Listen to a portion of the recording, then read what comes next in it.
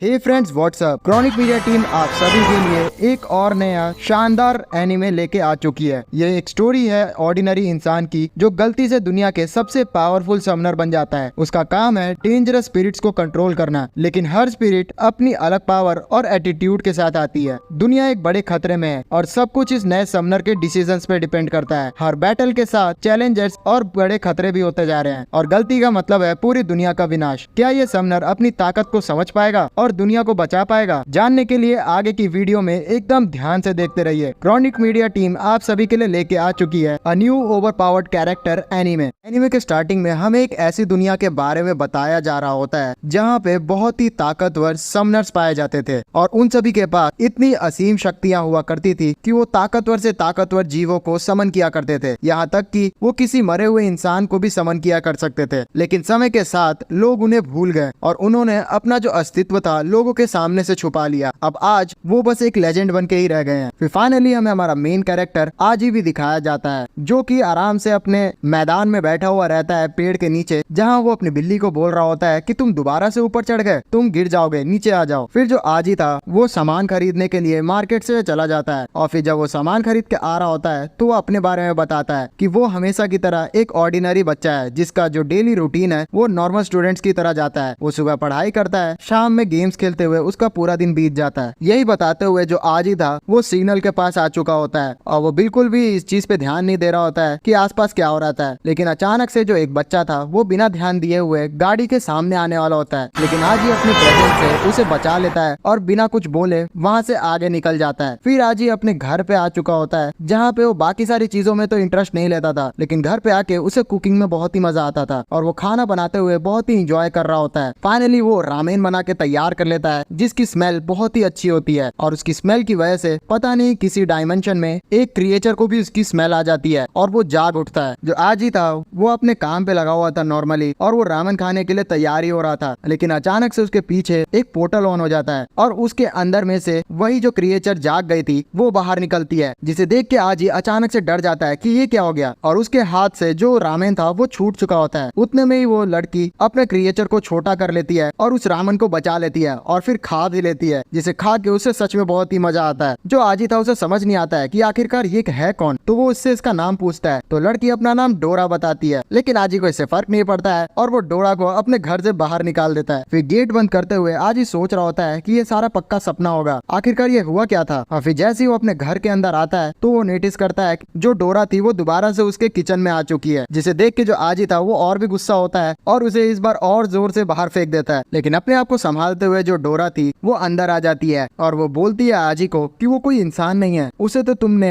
समन किया है और वो एक स्पिरिट है। और इतना बोलने के बाद वो अपनी ताकत से आजी के किचन में जितना भी खाना था उसे अपने अंदर खींच के खा लेती है। इसी वजह से जो आजी था वो इरिटेट होते हुए उसे फ्लश करने की भी कोशिश करता है, लेकिन उसमें भी वो सफल नहीं होता है।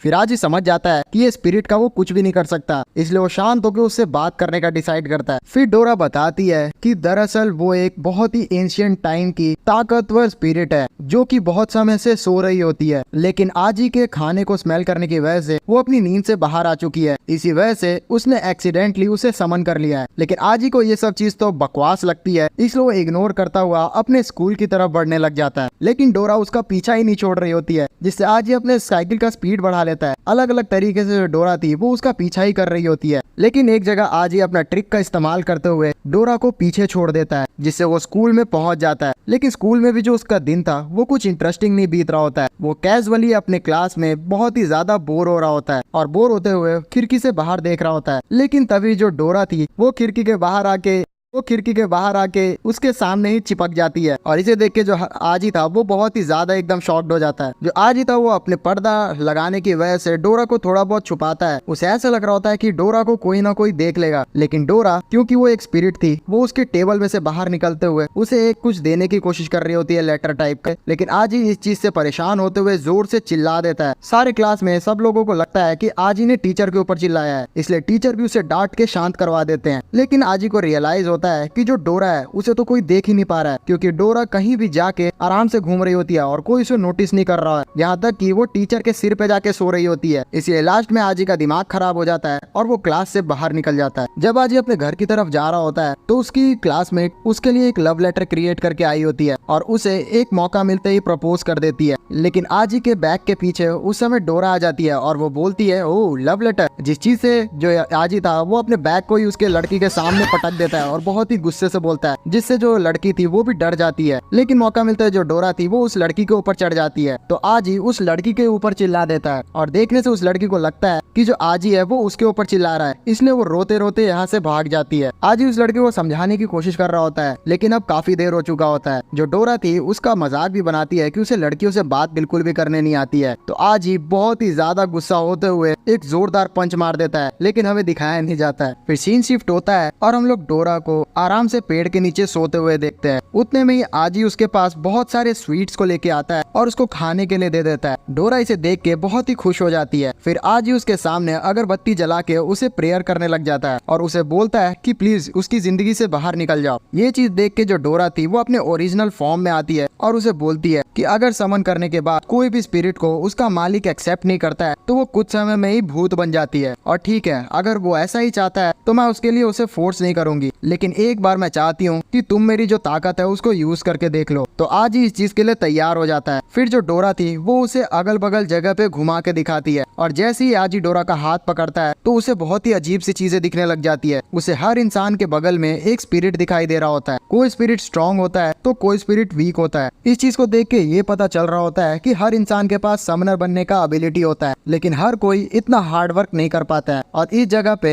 आजी को मौका मिला है एक बहुत ही ग्रेट समनर बनने का। एक समनर के पास इतनी ताकत होती है कि वो चाहे तो पूरी दुनिया को जीत सकता है या फिर पूरी दुनिया को बचा भी सकता है। फिर लास्ट में पहुंच के एक जगह जो डोरा थी वो आजी से पूछती है कि तुम चाहते हो कि मेरे साथ आगे बढ़ के नए नए मेमोरीज बना सको एक समनर के तौर पे। और ना चाहते हुए भी जो आजी था वो डोरा को हाथ को मिला लेता है, जिससे एक कॉन्ट्रैक्ट बन जाता है और अब आजी को उसके साथ ही रहना पड़ेगा। और डोरा अपने जो छोटे वाले फॉर्म थे उसमें आके इस चीज से बहुत ही इंजॉय करने लग जाती है। वो इतनी ज्यादा खुश हो गई थी कि अपनी ताकत से वो आजी को आसमान में तक उड़ा देती है। वो आजी को पूरा सिटी घुमा रही होती है, लेकिन एक जगह जाके उसका एनर्जी खत्म हो जाता है, इसलिए दोनों आसमान से सीधा नीचे गिरने लग जाते हैं। लेकिन पता नहीं किसी तरीके से वो लोग अपनी जान बचा लेते हैं और फिर फाइनली घर पे पहुंच जाते हैं। दोनों की हालत बहुत ही नाजुक लग रही थी। यहाँ बैठ के जो आजी था वो समनर्स के बारे में डोरा से और भी जानकारी इकट्ठा करने लगता है, जिसपे डोरा उसे बोलती है कि ये हिस्ट्री बहुत ही ज्यादा बड़ी है और उसे कम से कम 3 दिन टाइम लगेगा उसे एक्सप्लेन करने के लिए। लेकिन जब डोरा अपने दिमाग पे जोर डालती है वो सारी चीजों को याद करने के लिए, तो उसे बहुत सारी बुरी बुरी यादें आने लग जाती है। उसे ऐसा दिखाई देता है कि पिछले समय में उसे बेड़ियों में भी जकड़ के रखा गया था। इन सारी चीजों को देख के वो बहुत ही ज्यादा डरते हुए एग्जॉस्ट हो जाती है और फिर सो जाती है। हमें घर के बाहर का भी सीन दिखाया जाता है, जहाँ इनके घर के बाहर एक लड़की एक अजीब से क्रिएचर के ऊपर बैठी हुई थी। हो सकता है कि ये भी एक समनर ही हो।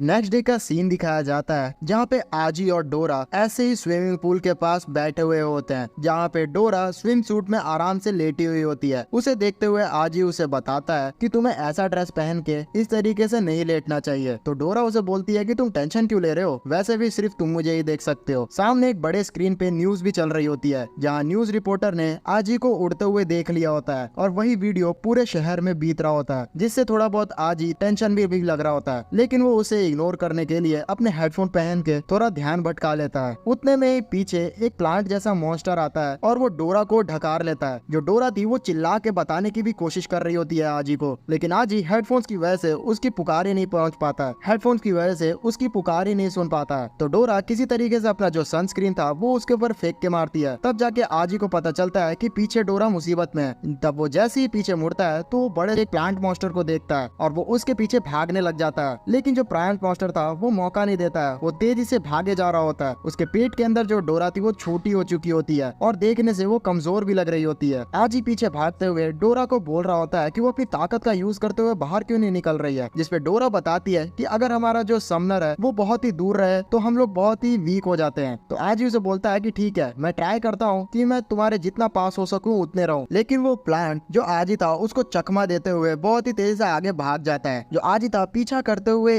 अपने वही स्कूल में जो फेस्ट हो रहा था वहाँ पहुँच जाता है और उसे पता लगता है कि जो प्लांट था वो भी इस जगह कहीं भीड़ में ही शामिल हो गया है। उसे ढूंढते हुए वो एक ऐसी जगह पहुँचता है जहाँ पे उसे काफी सारे लोग की भीड़ दिखाई दे रही होती है। उतने में ही उसे उस लड़की का भाई दिखाई देता है जिसे आजी ने रिजेक्ट कर दिया था, और उसका भाई आजी को मनाने की कोशिश कर रहा होता है कि किसी तरीके से वो उसकी बहन को हाँ कर दे, लेकिन आजी के पास तो टाइम नहीं था। उसे डोरा की आवाज कम होती सुनाई दे रही होती है, इसलिए वो इन दोनों को इग्नोर करके यहाँ तेजी से भाग निकलता है। थोड़ा बहुत फोकस करने पे आजी को सुनाई देता है कि डोरा के आसपास एक छोटा सा म्यूजिक का आवाज आ रहा है। क्योंकि धीरे धीरे डोरा की आवाज कम होते जा रही थी, इसलिए आजी भी थोड़ा टेंशन में आ रहा था कि डोरा उससे दूर जा रही है, लेकिन वो ये गैस कर लेता है कि आसपास कहीं कॉन्सर्ट हो रहा है और डोरा उसी के पास है। फिर आजी उसी कॉन्सर्ट वाली जगह पे पहुंच जाता है जहां इतना भीड़ देख के उसे समझ नहीं आ रहा था कि वो कहां जाए, लेकिन फिर उसके दिमाग में एक प्लान आता है और फिर वो डोरा को चिल्ला के बोलता है सबके सामने कि डोरा, तुम्हें याद है किस तरीके से स्टार्टिंग में मैं तुमसे छुटकारा पाना चाहता था, लेकिन आज मेरे पास बिल्कुल अच्छा मौका आ चुका है और अब मैं तुम्हें उसी प्लांट मॉन्स्टर के अंदर छोड़ दूंगा जिससे तुम आराम से आजाद हो जाओगी और मैं भी आराम से जी पाऊंगा। जैसे ही डोरा ये चीज सुनती है तो बहुत ही ज्यादा एकदम गुस्से में आ जाती है और वो उसी मॉन्स्टर के पेट के अंदर बैठी हुई लगातार मुक्के की बारिश करने लग जाती है, जिस वजह से वो जो मॉन्स्टर भीड़ में छुपा हुआ था उसका कॉस्ट्यूम ही उतर जाता है। तो आज ही देख लेता है उस मॉन्स्टर को और फिर उसके पास पहुंच जाता है और बोलता है डोरा से कि डोरा, अब इससे ज्यादा पास अब मैं क्या आ सकता हूँ तुम्हारे। फिर डोरा उसके कहते ही अपने ओरिजिनल अवतार में आ जाती है और उस मॉन्स्टर का मुंह चीरते हुए बाहर निकल चुकी होती है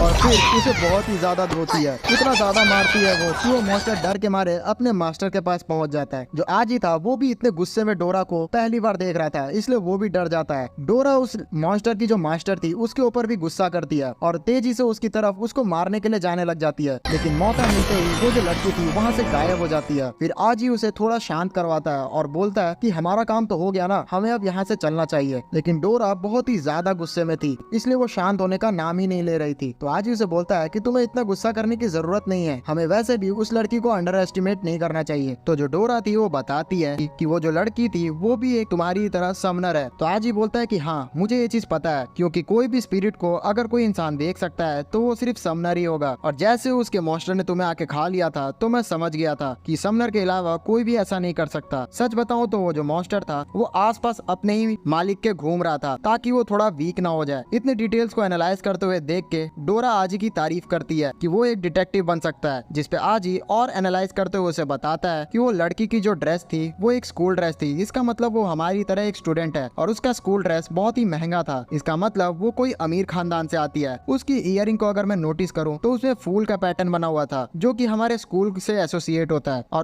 और ये इयरिंग उसी को मिलती है जो कि उस फैमिली से बिलोंग करता है जो कि हमारे स्कूल को चलाती है। सबसे बड़ी बात तो ये है कि वो लड़की काफी दूर थी अपने मॉन्स्टर से, फिर भी उसकी ताकत कमजोर नहीं हुई थी, इसलिए हम लोग ये नहीं समझ सकते कि वो कितनी ज्यादा पावरफुल होगी। डोरा इतना ज्यादा एकदम इस चीज से खुश हो गई थी कि आजी के पास बहुत ही अच्छा डिटेक्टिव टैलेंट है, जिसपे आजी बोलता है कि अरे ये तो कोई भी बात नहीं है, ये तो मैंने स्टार्टिंग में ही एनालाइज कर लिया था। फिर सीन शिफ्ट होता है और हम लोग को वो लड़की दिखाई दी जाती है जो कि आजी के स्कूल के प्रिंसिपल कैबिन में होती है, जहाँ पे वो और उसका मॉन्स्टर प्रिंसिपल को बता रहे होते हैं कि हम लोग मिशन में फेल हो गए, जिसपे प्रिंसिपल गुस्सा होते हुए बोलता है कि तुम लोग को बिल्कुल भी ये मेरे को निराश नहीं करना चाहिए था। जिसपे जो मॉन्स्टर था वो बोलता है कि आपको हम पे एक और बार भरोसा करना चाहिए, हमने थोड़ा बहुत उन्हें अंडर एस्टिमेट कर लिया था, लेकिन नेक्स्ट टाइम उसे इजीली हरा देंगे। जिसपे वो प्रिंसिपल बोलता है लड़की को, जिसका नाम हाना होता है, कि अब मैं तुम्हें नेक्स्ट बार मौका नहीं दूंगा, इसलिए ये फाइनल मौका है, जो करना है जल्दी करो। इस चीज को सुन के वो लड़की डायरेक्टली वहाँ से बाहर निकलती है और फिर कहीं जाना शुरू कर देती है।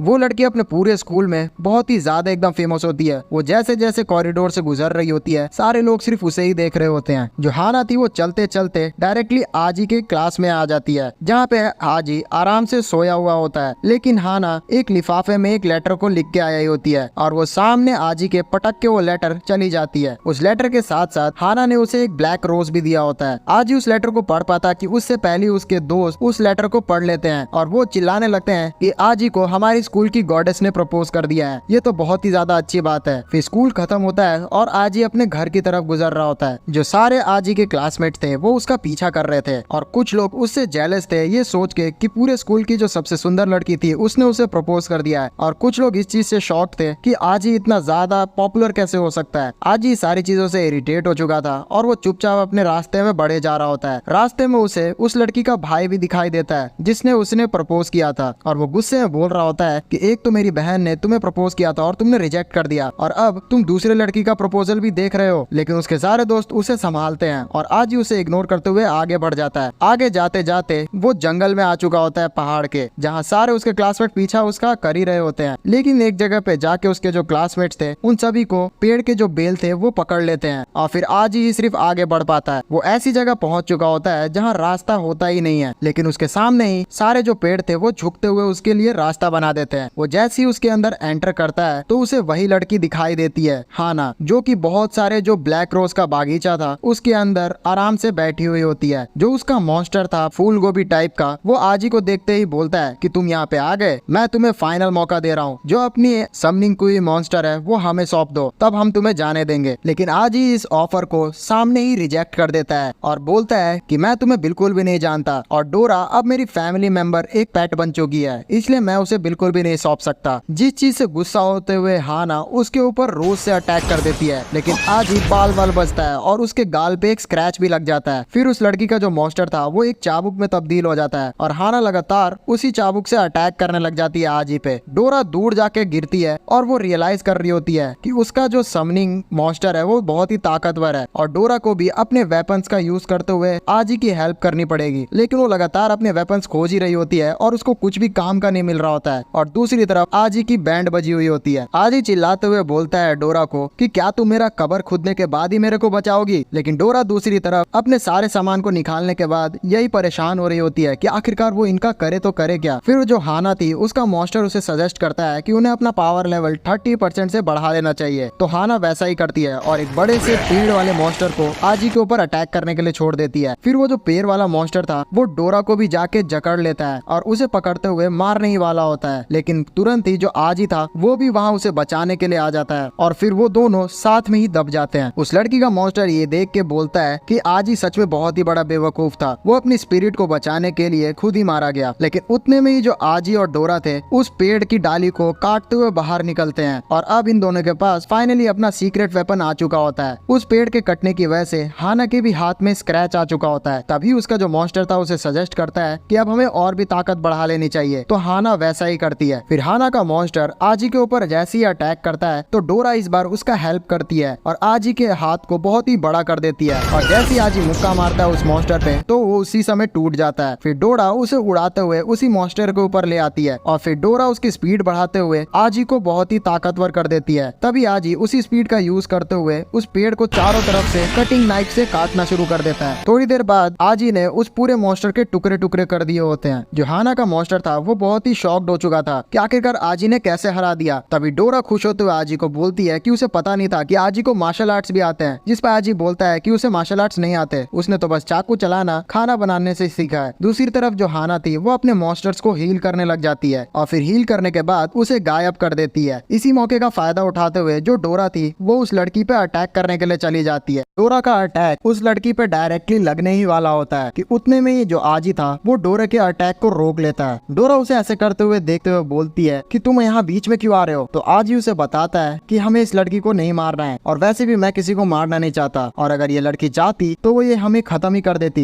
ये हमें फुल पावर से नहीं लड़ रही है। तो डोरा उसे पूछती है कि तुम ऐसा कैसे कह सकते हो। तभी आजी उसे पीछे दिखाता है और हमें पीछे बहुत सारे मॉन्स्टर्स उस लड़की के खड़े दिखाई देते हैं। उतने में जो हाना का प्लांट स्पिरिट था वो बोलता है आजी को कि मुझे लगा नहीं था कि तुम पास हो जाओगे, लेकिन तुम बहुत ही अच्छे कंटेंडर हो, लेकिन तुम्हारी जो स्पिरिट है डोरा वो फेल होती है। तभी डोरा भी रियलाइज करती है कि एक तरह का अभी एग्जाम चल रहा था, इसलिए वो अपना हाव भाव बदलते हुए बोलती है कि अरे मैं भी तो यहाँ मजाक कर रही थी, होप करती हूँ कि तुम्हें गुस्सा ना आया हो। और फिर डोरा उन्हें इनवाइट कर देती है आजी के घर में डिनर करने के लिए, जिस पे प्लांट मॉन्स्टर बोलता है कि तुम क्या मुझे बेवकूफ समझ रही हो, इतना होने के बाद हम तुम्हारा इन्विटेशन एक्सेप्ट करेंगे। लेकिन हाँ ना, वो इन्विटेशन एक्सेप्ट कर लेती है। फिर सीन शिफ्ट होता है और हम लोग इन सारे लोगों को आजी के घर में खाना खाते हुए देखते हैं, जहाँ पे इन सभी को खाना बहुत ही स्वादिष्ट लगता है। फिर आजी उसी स्पिरिट से पूछता है कि आखिरकार यहाँ पे चल क्या रहा है। तभी वो स्पिरिट बताता है कि दरअसल इस पूरे दुनिया में दो तरह के समनर होते हैं, एक अच्छे और एक बुरे, और शुरू से ही उन दोनों के बीच में लड़ाई होते आ रही है। और देखा जाए तो स्पिरिट्स भी दो ही प्रकार की होती है, गार्डियन स्पिरिट और एविल स्पिरिट। और देखा जाए तो उसकी मास्टर हाना भी इस पूरे शहर की गार्डियन है। और अब क्योंकि आजी ने उनका जो टेस्ट है वो पास कर लिया है, इसलिए वो भी उनके ग्रुप को ज्वाइन कर सकता है। इतना बोलते ही जो हाना थी वो बाहर निकल जाती है उसके घर से। तो उसके पीछे जो आजी था तब वो भी आ जाता है, जहाँ पे हाना उसे बताती है कि भले ही तुमने एग्जाम पास कर लिया हो, लेकिन तुम्हारी स्पिरिट ने एग्जाम फेल कर लिया है, इसलिए उसकी नजर तुम दोनों पे ही रहेगी, तो प्लीज कुछ उल्टा सीधा मत करना। फिर सीन शिफ्ट होता है और हमें एक अनजान जगह पे एक बिल्ली टाइप की बीस्ट गर्ल दिखाई जाती है, जो कि अपने भाई को बोल रही होती है कि प्लीज भाई यहाँ रुक जाओ, लेकिन उसका भाई कौओं में तब्दील होते हुए वहाँ से गायब हो जाता है। तभी वो लड़की का नींद टूटता है और वो उसी मियाओ के सामने बैठी हुई रहती है, जिससे आजी आए दिन मिला करता है। फिर सीन स्कूल पे आ जाता है आजी के, जहाँ पे आजी अपना नॉर्मली क्लास ले रहा होता है, लेकिन क्लास के बीच में अचानक से जो एक जिराफ था वो उनके कमरे में आ चुका होता है, जिसे देख के सारे जो स्टूडेंट थे वो एकदम चौंक जाते हैं। उतने में ही वहाँ बहुत सारे जो बंदर थे वो आके हड़कंप मचाना शुरू कर देते हैं, तो बच्चे डर के मारे इधर उधर भागने लग जाते हैं। आजी इस चीज को एनालाइज करते हुए बाहर निकलता है, तो वो नोटिस करता है कि पूरे ही स्कूल में जानवर को उमार लग चुका है। सारे जो टीचर थे वो बच्चों को बाहर निकलने के लिए बोलते हैं और आजी भी ऐसा ही करता है। दरअसल जो कैट गर्ल थी वही इन सारे जानवरों को ऑर्डर दे रही होती है, और जो डोरा थी वो आजी को एक सेफ जगह पे जाने के लिए बोलती है, और वहाँ ले जाके डोरा उसे समझाती है कि अब वो एक समनर बन चुका है, इसलिए उसे मौका का इस्तेमाल करते हुए लोगों की हिफाजत करनी चाहिए। फिर हमें सीन दिखाया जाता है पूरे शहर का, जहाँ पे जानवरों ने पूरा हड़कंप मचा दिया था। जो न्यूज रिपोर्टर थे वो बता रहे होते हैं कि सुबह से ही जितने भी बीस्ट थे वो इधर उधर घूमे जा रहे हैं, और इन सभी के पीछे वही कैट गर्ल है, जो शहर में घूमते हुए सारे जानवरों को लेके आराम से इंसानों को डरा रही होती है, और वो बोल रही होती है कि ये जो इंसान है ये अपने आप को सुपीरियर समझते हैं, और इन्होंने जितना भी आज तक हमें दुख दिया है वो आज हम लोग इनको चुका के दिखाएंगे। और उस लड़की के पीछे बहुत सारे जो खतरनाक खतरनाक जानवर थे वो घूम रहे थे। उस लड़की को उन जानवरों के पीछे देख के आजी उसे धक्का देते हुए वहाँ से हटा देता है, और कैट गर्ल को बोलता है कि तुम्हारे पीछे इतने खतरनाक जानवर है, तुम्हें दिख नहीं रहा है क्या? फिर वो म्याओ पे जाता है और उसे उठाते हुए ले जाने लगता है कि तुम यहाँ क्या कर रही हो, जिसपे म्याओ उसे पंजा मारते हुए उसी लड़की के पास चली जाती है। फिर वो लड़की बोलती है कि तुम बेवकूफ तो नहीं हो क्या आजी? तब आजी बोलता है कि तुम्हें मेरा नाम कैसे पता? दूर खड़े हुए जो हाना थी वो अपने प्लांट स्पिरिट के साथ ये सारी चीजों को देख रही थी, और वो भी एनालाइज कर चुकी थी कि वो जो कैट गर्ल है उसके पास सारे जानवरों को कंट्रोल करने की ताकत है। फिर हाना अपने स्पिरिट के साथ अटैक करने के लिए बढ़ जाती है उस कैट गर्ल पे, और फिर अपने बहुत बड़े पेड़ को लाते हुए सारे जानवर को उसी जगह बांध देती है। जो कैट गर्ल थी वो हाना को बोलती है कि उन सभी को दर्द हो रहा होगा तो उन्हें पकड़ो मत, जिसपे जो प्लांट स्पिरिट था जिसका नाम ग्रीन बॉल है वो बोलता है कि तुमने जो इस पूरे शहर को तबाह किया है उसके मुकाबले तो ये लोग हम कमी कर रहे हैं, इन सारे जानवरों को पिंजरे में होना चाहिए। कैट गर्ल बोलती है कि ये जगह इंसानों की नहीं थी, यहाँ पे जानवर रहा करते थे, तो इंसानों को पिंजरे में होना चाहिए। फिर इन दोनों के बीच में घमासान युद्ध होना शुरू हो जाता है, और पता नहीं क्यों जो ग्रीन बॉल है वो सबके स्पिरिट खाने के लिए फेड़ा में रहता है, तो वो भी कैट गर्ल की स्पिरिट को लेना चाह रहा होता है। दूर खड़ी डोरा भी बहुत ही एक्साइटेड हो चुकी होती है, और वो आची को बोलती है कि हमें भी फाइट को ज्वाइन करना चाहिए, लेकिन हम किसकी साइड लें? फाइट के दौरान जो कैट गर्ल थी वो अपनी स्पीड का यूज करते हुए हाना को डिस्टर्ब कर रही होती है, लेकिन हाना अपने प्लांट के शक्ति को यूज करते हुए उसे बार बार दूर भगा दे रही थी। फिर जो कैट गर्ल थी वो अपने पावर को डबल कर लेती है और अपनी स्पीड को और भी दुगना कर लेती है, जिससे हाना को वो दिखाई नहीं दे रही होती है, और फिर वो कैट गर्ल अपने आप को एक बियर में भी तब्दील कर लेती है। दूर से डोरा पॉपकॉर्न खाते हुए इस पूरे फाइट को एंजॉय कर रही थी। जो ग्रीन बॉल था वो भी समझ जाता है कि ये कैट गर्ल का स्पिरिट सच में बहुत ही ताकतवर है, इसलिए वो बहुत ही बड़े जो पेड़ वाला मॉन्स्टर है उसे वहाँ पे समन कर लेता है। तब उस ट्री मॉन्स्टर और उस बियर के बीच में फाइट होनी शुरू हो जाती है। दोनों ही बहुत ही ज्यादा ताकतवर लग रहे होते हैं। दूर खड़े आजी और डोरा ने तो कमेंट्री भी करनी शुरू कर दी थी। जो ट्री मॉन्स्टर था उस बियर को एब्जॉर्ब करते हुए अपनी शक्ति को बढ़ा लेता है और उसे जोरदार पंच मारते हुए तोड़ देता है, लेकिन उसी समय पे वो जो बियर था वो छोटे छोटे फॉक्सेस में तब्दील हो जाता है और चारों तरफ से उस पेड़ को काटना शुरू कर देता है, जिस वजह से जो हाना थी उसको भी डैमेज होना शुरू हो जाता है। लेकिन मौका मिलते ही हाना उस बड़े से जाइंट पेड़ के हाथ को ड्रिल मशीन में तब्दील कर देती है और वो सारे जो फॉक्सेस थे उनको मारना शुरू कर देती है। आजी तभी नोटिस करता है कि जो मियाओ है वो बहुत ही घायल हो चुकी है। तभी जो कैट गर्ल थी वो अपने स्पिरिट को एक बड़े से सरपेंट में तब्दील कर देती है और चारों तरफ से हाना के बड़े पेड़ को जकड़ लेती है। धीरे धीरे जो हाना थी उसकी भी हालत कमजोर होते जा रही थी और आजी इस चीज को नोटिस कर चुका था। वो देखता है कि मियाओ और हाना दोनों ही कमजोर हो चुके हैं और इस फाइट का जो लास्ट में तब्दीली निकलेगा उसमें दोनों ही मारे जाएंगे। इसलिए वो डिसाइड करता है कि बीच में आके वो इन दोनों की फाइट को रोक देगा और वो डोरा की हेल्प हेल्प से यही करता और दोनों के जो स्पिरिट मॉन्स्टर थे उनको चेन से जकड़ लेता। जो हाना का मॉन्स्टर था वो आजी से बोलता है कि उसे बाहर निकलने दे, लेकिन आजी उसे शांत करवाते हुए बोलता है कि मुझे पता चल चुका है कि दरअसल यहाँ पे समनर है कौन, और वो मियाओ के पास जाते हुए उसे उठा लेता है। तो जो कैट गर्ल थी वो मियाओ के अंदर समाते हुए बोलती है कि तुमने पता कर लिया। तब हाना भी उसे बोलती है कि दरअसल यहाँ पे बिल्ली क्या है समनर। तो आजी बताता है कि हाँ, मुझे पता नहीं कि ये मियाओ ने आखिरकार क्यों किया है, लेकिन मैं समझ सकता हूँ कि उसके भी अपने कारण होंगे। तभी मियाओ उससे कुछ बात करना चाह रही होती है, लेकिन आजी उसके वुंड्स पे ध्यान देता है और बोलता है कि तुम कुछ भी मत बोलो, मैं यहाँ पे पहले तुम्हारे घाव ठीक कर दूं। उसके इस तरीके से प्यार को देख के जो मियाओ थी वो भी रोना शुरू कर देती है और मन में सोचती है कि आजी अब भी वैसा ही है। तब फ्लैशबैक का सीन दिखाया जाता है जहाँ पे एक समय जो आजी था वो स्कूल से जा रहा होता है और उसे मियाओ इसी घायल अवस्था में दिखाई देती है। तब वो उसे पकड़कर उसकी मरहम पट्टी करने लग जाता है। मियाओ उसे पीछा छुड़वाने की कोशिश करती है उसे काट के, लेकिन आजी उसे छोड़ता नहीं है और बोलता है कि जब तक तुम ठीक नहीं हो जाती तब तक मैं तुम्हें छोड़ूंगा नहीं। और उसी समय से उसने उसका नाम मियाओ रख दिया होता है। तभी जो डोरा थी वो बोलती है ग्रीन बॉल को कि अब जैसे ही आजी ने पता कर लिया है कि समनर कौन था तो अब से मियाओ हमारे साथ ही रहेगी। लेकिन ग्रीन बॉल गुस्से से बोल रहा होता है कि मियाओ ने इस पूरे शहर में बहुत ही तबाही मचा दी है, इसलिए हम तुम्हें उसके साथ नहीं रहने दे सकते, इसलिए हमें उसे सौंप दो। आजी भी सामने आते हुए ग्रीन बॉल को बोलता है कि मियाओ जब तक घायल है वो उन्हीं के साथ रहेगी। तो ग्रीन बॉल गुस्से से बोल रहा होता है कि नहीं, मैं तुम्हें उसे रखने नहीं दे सकता, और वो आजी की तरफ आगे बढ़ना शुरू कर देता है। लेकिन डोरा बीच में आते हुए उसे रोकते हुए धमकी देती है कि अभी वो उस अवस्था में नहीं है कि हमसे लड़ सके, इसलिए मैं किसी घायल इंसान पे लड़ना भी नहीं चाहती, तो हो सके तो हमारी बात सुन लो। तो ग्रीन बॉल भी इस चीज को समझ जाता है और वो थोड़ा पीछे हट जाता है। फिर हाना यहाँ से जाते हुए बोलती है आजी को कि उसने एक गलत आदमी से दोस्ती कर ली है, उसे आगे चल के पता चल जाएगा कि उसे किसका साथ देना चाहिए था, और ये बोल के वो वहाँ से चली जाती है। फिर शाम हो जाती है जहाँ पे आजी मियाओ को लेके अपने घर पे आ चुका होता है और वहाँ वो न्यूज में देख रहा होता है कि किस तरीके से सारे इंसानों ने उन जानवरों को पकड़ लिया था जिन्होंने तबाही मचा दी थी। जो कैट गर्ल थी वो भी आजी के बगल में बैठी हुई थी। तभी आजी बोलता है उससे कि उसे पता नहीं था कि दरअसल जो जानवर हैं वो भी कोई समनर हो सकते हैं, वो भी कोई समनर हो सकते हैं। तभी कैट गर्ल बताती है कि तुम्हें पता ही क्या है, आज तक बहुत सारे जो जानवर है वो समनर रह चुके हैं, यहाँ तक कि कोई कॉकरोच भी। हमारे पूरे जानवरों के इतिहास में सबसे ताकतवर समनर एक मैमथ और एक कछुआ हो चुके हैं, लेकिन मैं तीसरे को भी जानती हूँ। और ये बोल के वो रुक जाती है, लेकिन उसके बाद वो अपने भाई के बारे में बताने लग जाती है जो कि बहुत ही ताकतवर समनर हुआ करता था, और उसी का पीछा करते हुए वो इस दुनिया में आ गई है। दरअसल जो कैट गर्ल है वो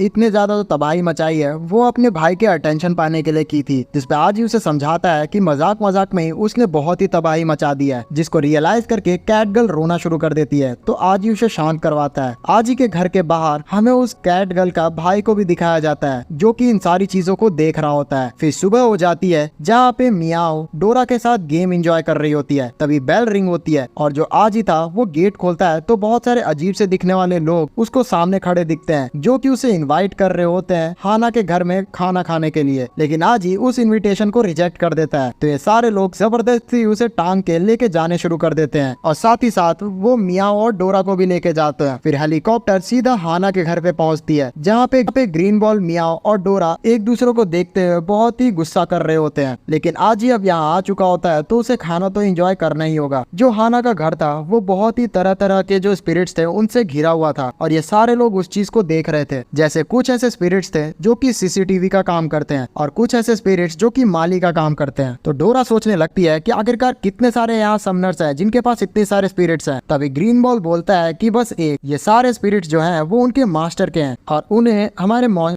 हमारे मास्टर से ही मिलना होगा। और ये बोल के वो अंदर चले जाते हैं जहाँ बाहर से जो कैट गर्ल का भाई था वो कौवे के रूप में इन सारी चीजों को नोटिस कर रहा था। जैसे ही महल के अंदर पहुंचते हैं ये सारे लोग तो एक बड़ी सी मूर्ति को नोटिस करते हैं जिसे डोरा देखते हुए बोलती है कि तुम लोग तो बहुत अमीर हो। तभी ग्रीन बॉल बोलता है कि तुम हमारी गॉडेस का ऐसे अपमान नहीं कर सकती, ये जो मूर्ति है वो हमारी फर्स्ट गॉडेस का है जिन्होंने हमारे परिवार को बनाया था। और ये बोल के ये लोग ऊपर जाने लग जाते हैं। तभी अचानक से आजी को ऐसा फील होता है कि वही जो गॉडेस है उसने उसे बुलाया है और वो उनकी मूर्ति की तरफ बढ़ता है और जैसे ही वो देखता है उनकी मूर्ति को तो वो दूसरी दुनिया में पहुंच जाता है जहाँ पे पेड़ के नीचे से उसी गॉडेस की जो रियल अवतार थी वो उसे बुला रही होती है। आजी थोड़ा और आगे बढ़ता है कि जो डोरा थी वो उसे होश में ले आती है। तब आजी रियलाइज करता है कि वो ये सारी चीजें डे ड्रीम कर रहा था और हाना और ग्लेन बॉल भी उसे अपने मास्टर के पास ले जाने के लिए बोलते हैं। तब ये सारे सारे लोग हाना के मास्टर के पास फाइनली पहुंच जाते हैं, जिसका नाम होता है हार्लन। फिर ग्रीन बॉल सारे लोगों को अपने मास्टर से इंट्रोड्यूस करवाता है। जो मास्टर हार्लन थे, उनका जो ऑरा था वो बहुत ही ताकतवर था और आज ही भी उसे फील कर पा रहा था। फिर हार्लन मूड को लाइट करते हुए इन सभी को खाने के लिए बोलता है और बताता है कि बातों को मैं डायरेक्टली लेके आता हूँ सामने। जैसा कि सारे जो स्पिरिट्स होते हैं उन सभी के अंदर एक स्पिरिट स्टोन भी होता है और पुराने समय में बहुत अलग अलग तरीके के स्पिरिट्स होते थे और उन्हें मेनली दो पार्ट्स में डिवाइड किया गया था। एक ऐसा साइड था जो कि नेचर के पावर को पास डाउन किया करता था और वो सारे लोग अपनी इस दुनिया को बचाने के लिए अपनी ताकत को लेके आएंगे और उन्हें वॉचर्स भी कहा जाता था। और दूसरी तरफ जो दूसरे समनर्स थे, उनके पास अपनी कोई स्पिरिट्स नहीं थी, बस उनके अंदर एंडलेस डिजायर था कि वो पूरी दुनिया को जीत के रख लेंगे। और वही लोग ऐसे समनर्स थे जो कि दूसरे के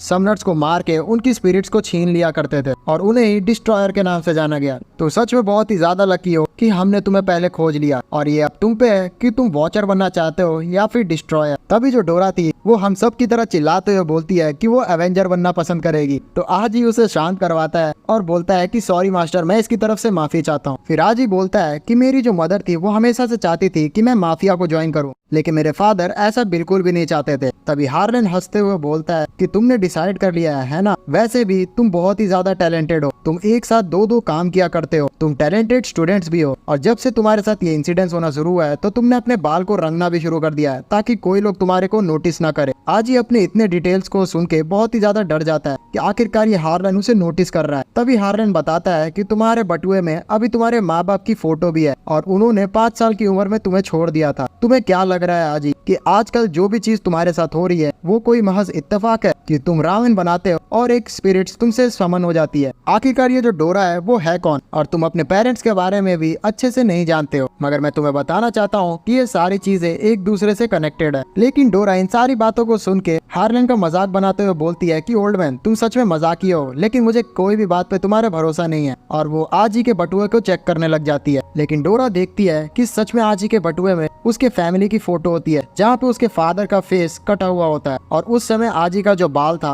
वो येलो ही था। तभी डोरा पूछती है आजी से कि ये मतलब जो ओल्ड मैन कह रहा है वो सच में सही था? तो आजी हाँ में सर उड़ाता है। फिर हार्लन मियाओ को बोलता है कि वो अपने भाई को इस जगह पे ढूंढने के लिए आई है, लेकिन मैं माफी चाहता हूँ क्योंकि तुम्हारा जो भाई है उसने डिस्ट्रॉयर को ज्वाइन कर लिया है और वो मोस्ट वांटेड क्रिमिनल बन चुका है, इसलिए हम उसे बिल्कुल भी नहीं छोड़ सकते। इस इन्फॉर्मेशन को सुन के डोरा और मियाओ के तो पसीने छूट जाते। फिर हार्लन मूड लाइट करते हुए बताता है कि हम माफी चाहते हैं, लेकिन कुछ समय तक तुम सभी को हमारे फैमिली ब्लैक रोज मैनर में ही रहना पड़ेगा। जितने दिन तुम लोग यहाँ पे रुकोगे तो उसको यूटिलाइज करते हुए मैं तुम्हें समनर्स के बारे में बहुत सारी जानकारी देना चाहता हूँ। मैं तुम्हारे बैकग्राउंड के बारे में भी इंफॉर्मेशन दूंगा और जितना भी तुम्हारे मन में सवाल चल रहे हैं उसके बारे में भी। तो हार्लन हंसते हुए बोलता है कि अरे तुम्हारे पास मेरा परमिशन है, वैसे भी तुम्हारे स्कूल का प्रिंसिपल तो मैं ही हूँ। तो आज ही भी परेशान हो जाता है और फिर इसके साथ सारे लोग मिलके खाना खाना शुरू कर देते हैं। जो ग्रीन बॉल और डोरा थे वो एक दूसरे से कंपटीशन लगा रहे होते हैं कि कौन का ज्यादा खाना खाएगा। हार्लन डोरा को देखते हुए हंसते हुए बोलते हैं कि मैंने जैसा सुना था तुम वैसी ही हो, लेकिन तुम्हें पता है कि तुम किस टाइप की एलिमेंट हो? जिसपे डोरा बोलती है कि उसे पता ही नहीं कि वो किस टाइप की एलिमेंट है। तब हार्लन उसे कान में बताता है कि मैंने सुना है कि उसका जो ट्रू फॉर्म है वो क्वाइट शॉकिंगली ब्यूटीफुल है। तभी डोरा शर्माते हुए बोलती है कि हाँ, मेरी तारीफ करने के लिए शुक्रिया, वैसे आप मास्टर आप भी बहुत ही ज्यादा हैंडसम है। तभी हार्लन को ऐसा नोटिस होता है कि कोई चीज उनके ऊपर आ रही है और ऐसा ही होता है।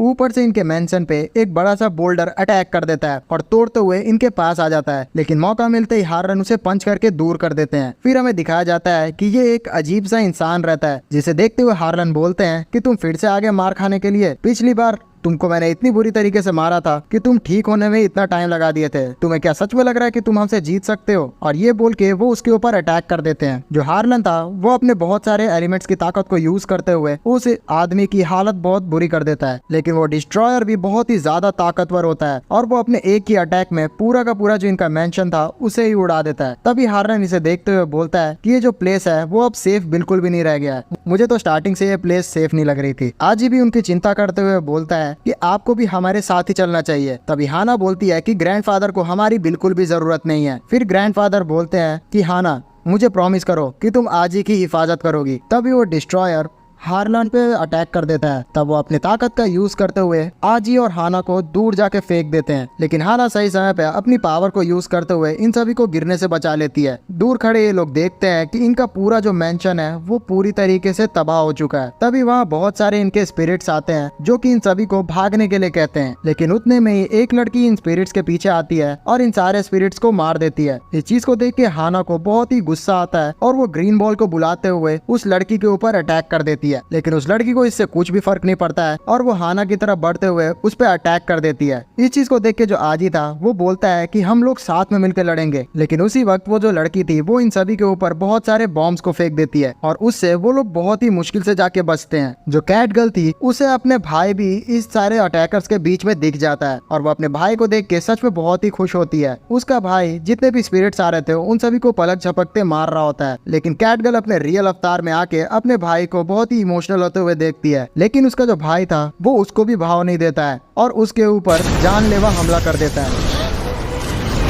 जिसकी वजह से वो बहुत ही बुरी तरीके से घायल हो जाती है और मियाओ को कुछ भी समझ में नहीं आता है और वो अपने बिल्ली वाले अवतार में आ जाती है। कैट गर्ल को इस हालत में देखने के बाद आजी को बहुत ही ज्यादा गुस्सा आता है और वो उसके भाई से उस चीज का बदला लेने के लिए बढ़ जाता है, लेकिन उसी समय पे उसके भाई का एक और जो साथी था वो आजी के ऊपर एक अजीब सा इल्यूजन मैजिक कर देता है, जिसकी वजह से आजी एक दूसरे ही दुनिया में चले जाता है। आजी दरअसल अपने जो बचपन का समय था उसे याद करने लग गया होता है और वो एक खाली ग्राउंड में आराम से लेटा हुआ होता है। अचानक से उसे ऐसा फील होता है कि कोई लड़की उसे पीछे से हक कर लिया है और वो दरअसल उसकी माँ होती है। इन सभी चीज को वो एनालाइज करते हुए थोड़ा सोच में पड़ गया होता है कि आखिरकार उसके साथ क्या हो रहा है। दूसरी तरफ रियल जिंदगी में जो डोरा थी वो आजी को उठा रही होती है क्योंकि उसका रियल बॉडी अनकॉन्शियस हो चुका होता है। जो हार्लन थे उन्होंने तो बैंड बजा के रखी हुई थी इन सारे जितने भी साथियों के मेंबर की। हार्लन उस आदमी से पीटते हुए उसे पूछता है कि तुम्हारे अगर बॉस यहाँ पे है तो तुम्हारे लिए यही अच्छा होगा कि तुम मुझे बता दो कि आखिरकार वो कहाँ पे है। फिर जो हाना थी वो भी अपनी तरफ से ग्रीन बॉल को समन करके जो दूसरी लड़की थी उस पर अटैक कर रही होती है, लेकिन वो जो लड़की थी वो बहुत ही इजीली उस अटैक को डॉज कर लेती है और फिर उसके बाद वो बोलती है हाना को कि तुमने बहुत ही बड़ी गलती की है। इतना बोलने के बाद वो हाना के ग्रीन बॉल पे एक जबरदस्त अटैक कर देती है, जिसकी वजह से हाना को बहुत ही ज्यादा एकदम डैमेज हो जाता है। हाना उस चीज से थोड़ा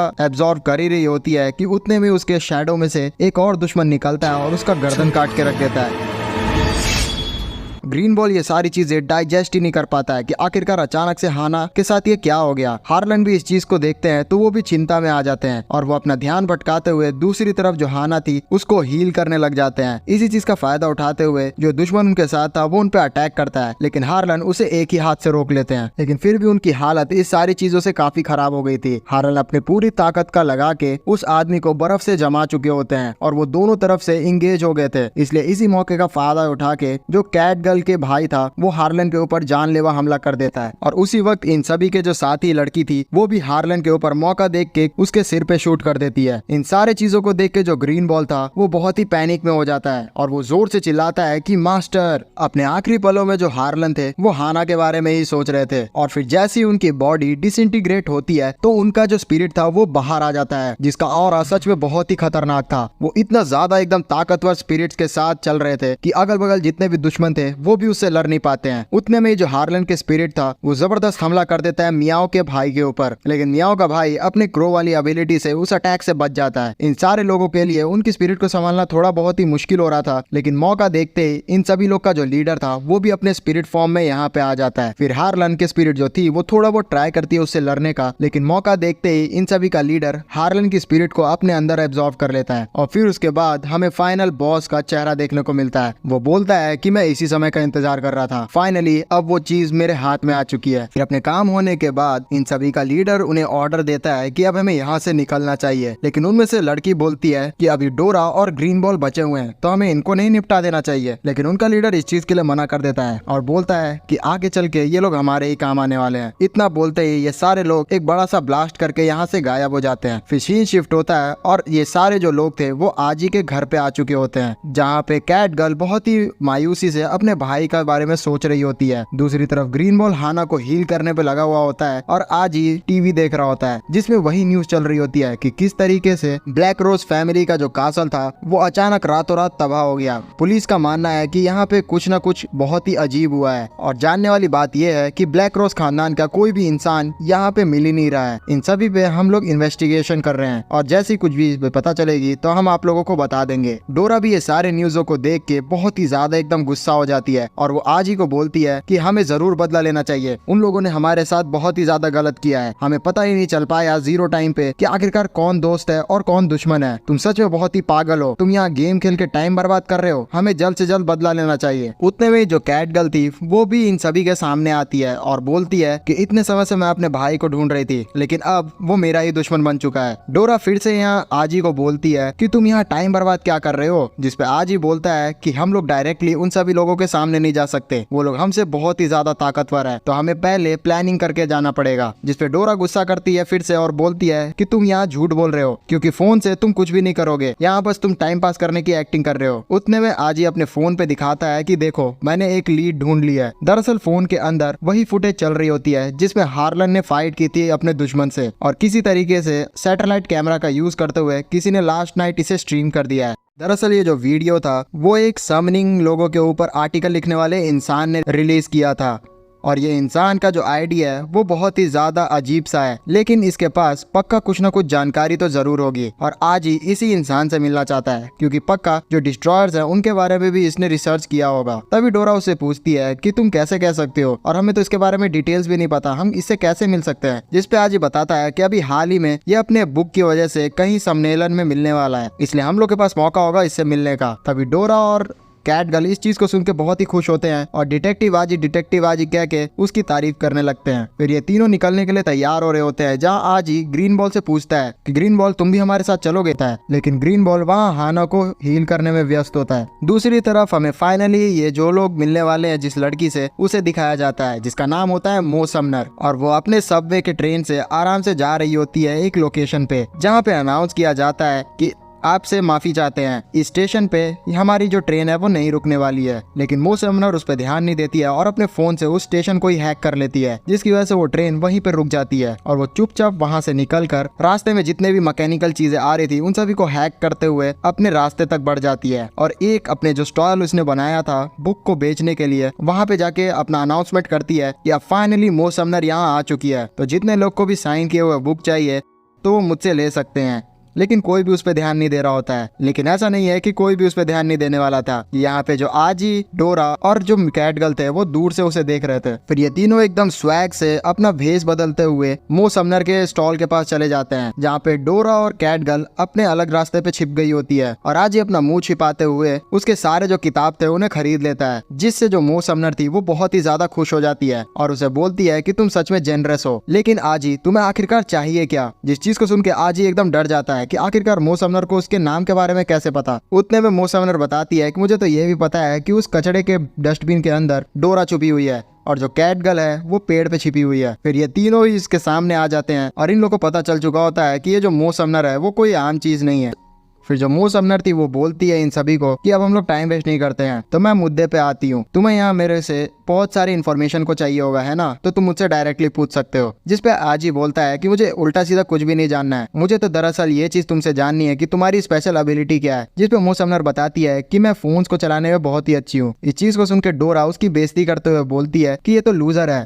लेकिन मो समनर को ये चीज थोड़ी बुरी लग जाती है और वो बोलती है कि मेरे पास ऐसी ऐसी इन्फॉर्मेशन है इस पूरी दुनिया की जो तुम्हें भी नहीं पता होगी और वो एक एक करके वो सारी चीजें बता देती है। फिर वो एक बहुत ही सीरियस चीज बताती है कि लास्ट रात में जो डिस्ट्रॉयर्स ने तुम पे हमला किया था तुम्हें ऐसा लग रहा होगा कि वो 5 ही लोग थे, लेकिन दरअसल तुम पे हमला किया था 7 लोगों ने। तो क्यूरियोसिटी में जो डोरा थी वो उसके हाथ से फोन छीन लेती है और फिर उसके बाद उसके फोन को देखने लगती है जहाँ पे उसे पता चलता है कि ये मो समनर सच में बहुत ही ज्यादा खतरनाक है। इसने तो आसपास के जितने भी पुलिस सीसीटीवी है 25 से ज्यादा उसे हैक करके रखा है, इवन सैटेलाइट्स भी। और ये पूरी दुनिया जो डिजिटल है उसकी तो ये एक तरह से क्वीन बन चुकी है। तभी मो उसे बताती है कि ये तो कुछ भी नहीं है, मेरा फोन इतना ज्यादा केपेबल है कि वो 300 मीटर में आ रही हर चीज के बारे में मुझे बता देता है जो कि मेरे लिए मुसीबत की हो सकती है, इवन मॉस्किटो भी। उतने में उसके फोन पे एक अनाउंसमेंट आता है कि तुम पे हमला होने वाला है और इन सभी के ऊपर सच में एक तगड़ा हमला हो जाता है, जिससे मो सारे लोग को थोड़ा बहुत बचा लेती है। फिर वो अपने फोन पे चेक करती है, जिसपे उसे पता चलता है कि अब उसके ऊपर एक खतरनाक हमला ए ग्रेड का होने वाला है और वो जो एंटिटी है वो उससे बहुत ही पास आ चुकी है, इवन 150 मीटर। डोरा इस चीज को सुन के थोड़ी पैनिक में आती है और बोलती है कि हमें क्या करना चाहिए। तभी मो उसे बोलती है कि डरने की कोई भी बात नहीं है, हमें बस अपनी पूरी ताकत लगा के यहाँ से भागना है। आज ही मो का पीछा करते हुए उससे पूछता है कि आखिरकार तुम्हारे पीछे इतने सारे लोग ने हमला क्यों किया है, तुमने ऐसा क्या कर दिया है। जिसपे वो बोलती है कि मुझे कुछ भी नहीं पता, हो सकता है कि वो लोग कोई रशियन माफियाज में से भी हो सकते हैं, मेरे को बिल्कुल भी नहीं पता कि मैंने आज तक कितने लोगों को ऑफेंड किया है। तभी डोरा बोलती है कि तुम सच में यहाँ पे इतने ज्यादा लोगों से दुश्मनी कैसे ले सकती हो। जिसपे वो बहुत ही ट्रेडिशनल एकदम डायलॉग मारती है कि with great powers comes great responsibilities. फिर हमें पीछे दिखाया जाता है कि मो के ऊपर असल में 4 रोबोट्स ने हमला कर दिया था। तभी जो मो थी वो डिसाइड करती है कि इन सभी को एक ब्रिज से कूदना पड़ेगा और वो इन सारे लोगों को कूदा देती है और लकीली उन सभी के नीचे उसी समय एक कार आ जाती है और मुझे लगता है कि ये भी मो का ही प्लान होगा और ये सारे लोग उस कार के अंदर बैठ के उन रोबोट से पीछा छुड़ा लेते हैं। गाड़ी में बैठने के बाद आज ही और भी ज्यादा शॉक्ड हो रहा होता है क्योंकि ये जो गाड़ी थी वो अपने आप चल रही थी। तभी मो उसे बताती है कि डरने वाली कोई भी बात नहीं है, दरअसल ये गाड़ी मैं अपने मोबाइल के थ्रू कंट्रोल कर रही हूँ। तभी आज ही पूछता है कि ये तो सच में बहुत ही ज्यादा खतरनाक रोबोट्स हमारे पीछे पड़ गए हैं, क्योंकि वो सारे रोबोट्स अब उड़ते हुए इनके गाड़ी के पीछे भी आ गए थे। तब मो बताती है कि मुझे पता चल गया है कि ये मेरे पे हमला क्यों कर रहे हैं, क्योंकि अब से 2 हफ्ते पहले मैंने इनके हेडक्वार्टर को हैक करने की कोशिश की थी, इसलिए वो तुम्हारे पीछे नहीं दरअसल हमारे पीछे है। इन्हें वो ये भी बताती है कि जो मैकेनिकल स्पिरिट्स होते हैं वो उतने ज्यादा खतरनाक नहीं होते हैं, तो हमें उनसे डरने की उतनी जरूरत भी नहीं है। और मुझे लग रहा है कि जिस लड़की से तुम्हारा रात को पाला पड़ा है उसके ही ये सारे स्पिरिट्स हैं, उतने में ये सारे स्पिरिट्स इनके पास पहुंच चुके होते हैं, इसलिए डोरा और कैट गर्ल इनसे हमला करने के लिए तैयार हो चुकी होती है। जो डोरा थी वो अपनी ताकत का यूज करते हुए इन पे हमला करती है, लेकिन इससे कुछ भी नहीं होता है। तभी जो मो थी वो बोलती है कि अब मेरी बारी, और वो खड़े होते हुए जो बगल में एक इलेक्ट्रिक टावर था उसे हैक कर लेती है और उससे ही जो बिजली था उस रोबोट के ऊपर गिरा देती है, जिसकी वजह से वो रोबोट वहीं पे चित हो जाता है। इस चीज को देख के जो डोरा और कैटगर्ल थे वो जश्न मनाना शुरू कर देते हैं कि वो सारे लोग जीत गए। लेकिन तभी जो आजी था वो बोलता है कि अभी इतने जल्दी जश्न मत मनाओ, क्योंकि अभी बहुत सारे जो रोबोट्स हैं वो इन पे हमला कर ही रहे हैं। और सच में ऐसा ही होता है, जो दूसरे रोबोट्स थे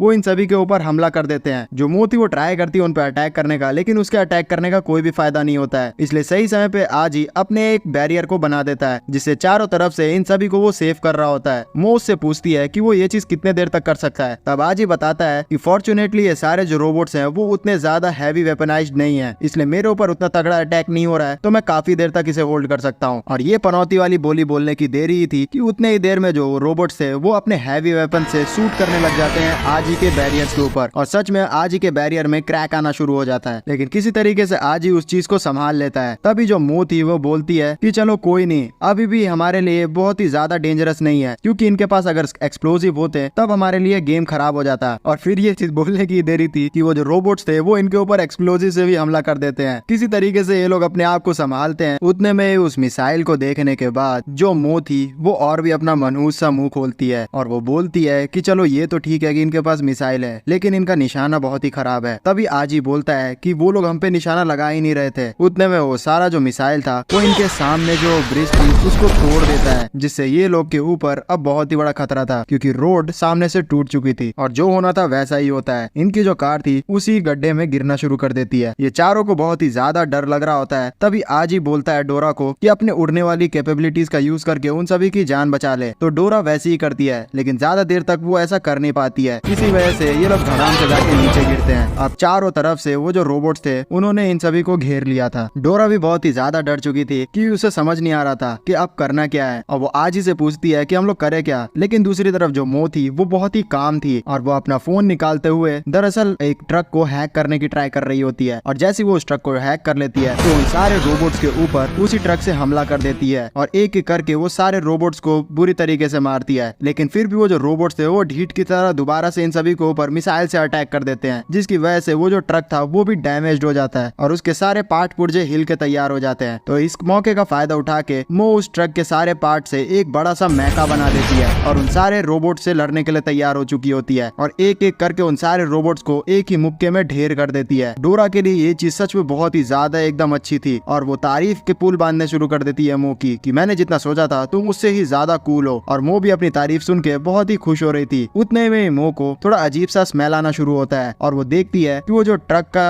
पेट्रोल था वो लीक हो रहा था। इसी वजह से उस मैका के नीचे बहुत ही बड़ा आग पकड़ लिया था और वो मैका ब्लास्ट कर जाता है जिससे मो बहुत ही दूर जाके गिरती है। तभी आज ही डोरा और कैटगर्ल उसे बचाने के लिए उस तरफ भागते हैं। जैसे ये सारे लोग वहाँ मो के पास पहुँचते हैं तो वो लोग एकदम शॉक्ड हो जाते हैं क्योंकि दरअसल जो मो अभी तक हमें लड़की दिख रही थी वो तो लड़का है और उसका विग उतर चुका होता है और ये दरअसल वही लड़का होता है जो कि सीरीज के स्टार्टिंग में आजी को अपनी टीम में ज्वाइन करने के लिए रिक्वेस्ट कर रहा होता है। वो जो लड़का था वो एकदम डरते हुए बोलता है कि अरे यहाँ पे तुम जानते हो ना कि जो समनर्स होते हैं उन्हें अपनी आइडेंटिटी बहुत ही छुपा के रखनी रहती है और तुम्हें मेरा जो भेस बदलने का टेक्निक है वो कितना पसंद आया है। जो डोरा थी वो बहुत ही गुस्सा हो चुकी थी कि उसने दरअसल इनसे झूठ बोला है, लेकिन यहाँ जो आजी था उसे पता चल गया था कि जो ये लड़का है वो बहुत ही ज्यादा काम का है, इसलिए वो उसकी तरफ हाथ बढ़ाते हुए उसे अपनी टीम में शामिल करने का ऑफर देता है। तभी वो लड़का बोलता है कि मैं थोड़ा सोचता हूँ, लेकिन तुरंत ही वो हाँ कर देता है। फिर ये सारे लोगों को वो अपने ही लोकेशन में लेके आ जाता है जहाँ पे आजी उससे बोलता है कि अब जब तुम हमारे टीम के तुम आंख बन चुके हो तो मैं तुमसे कुछ डिटेल मांगना चाहता हूँ। दरअसल जो डिस्ट्रॉयर्स हैं उनकी लोकेशन कहाँ है? तो लड़का जिसका नाम स्टैन होता है वो बोलता है कि ये तो बहुत ही आम बात है मेरे लिए और वो एक मैप खोलते हुए समझाने लगता है आजी को कि जहाँ जहाँ तुम्हें व्हाइट डॉट्स दिख रहे हैं वो स्पिरिट्स के डॉट्स हैं और जहाँ तुम्हें रेड डॉट दिख रहा है वो डिस्ट्रॉयर्स के डॉट्स हैं। मैं बहुत दिनों से यहाँ डिस्ट्रॉयर के जो मूवमेंट्स है उसे ट्रैक कर रहा हूँ। आए दिनों में जितने भी डिस्ट्रॉयर्स हैं वो अपनी मात्रा बढ़ाते जा रहे हैं। पहले जिस जगह पे प्योर सोल रहा करती थी अब उस जगह को तोड़ते तोड़ते जो डिस्ट्रॉयर्स है वो अपना लोकेशन बनाते जा रहे हैं। फिर ये बोल के वो उन्हें कल रात की फुटेज भी दिखाना शुरू करता है कि दरअसल जो हाना है उसके घर के ऊपर 7 स्पिरिट्स ने अटैक किया था जो कि दरअसल डिस्ट्रॉयर्स थे। तब आज ही उससे पूछता है कि जो डिस्ट्रॉयर्स होते हैं जहाँ तक मुझे पता है कि वो किसी भी समनर की जो स्पिरिट्स है उसे चुराने का ट्राई करते हैं, तो उन सभी को ऐसा क्या ही मिल गया था हाना के घर में कि वो लोग उसे चुराने का ट्राई कर रहे थे। तब स्टैन बताना शुरू करता है कि मैं जब से स्टडी कर रहा हूँ तो मैंने अपना यही चीज पता किया है कि कुछ समय पहले जितने भी स्पिरिट्स हुआ करते थे उनकी मूवमेंट बहुत ही कम थी हमारे एरिया में, लेकिन 17 मार्च के बाद उन सभी की मूवमेंट बहुत ही ज्यादा बढ़ चुकी है। आखिर 17 मार्च को ऐसा क्या ही हुआ था कि इतने ज्यादा मूवमेंट्स देखे जा रहे हैं, यहाँ तक कि डिस्ट्रॉयर्स की भी मूवमेंट बहुत ही ज्यादा बढ़ चुकी है। तभी आज ही याद करता है तो वो बता देता है कि 17 ही मार्च को मैंने डोरा को समन किया था। तब ये सारे लोग डोरा से पूछने लग जाते हैं कि डोरा तुम कुछ जानती हो तो बताओ। तभी डोरा पैनिक होते हुए याद करने की कोशिश करती है तो उसे अपना फिर से फ्लैशबैक याद आने लगता है कि किस तरीके से वो चेन में बंधी हुई है। तब उसको ऐसे पैनिक होते हुए देख के स्टैन मना करता है कि चलो कोई बात नहीं, तुम नहीं बताना चाहती तो मत बताओ, चलो हम लोग चलते हैं हाना के घर में बहुत सारी डिटेल्स को पता करने के लिए। फिर नेक्स्ट सीन में ये सारे लोग हाना के घर में पहुंच चुके होते हैं जहां सारी तबाही को देख के थोड़ा अजीब लग रहा होता है आजी को, लेकिन स्टैन वहां उतरते ही अपने काम पे लग जाता है। वो अपने टेक्नोलॉजीज का यूज करके उस पूरी जगह को स्कैन कर लेता है और फिर उस जगह को स्कैन करने पे उसे एक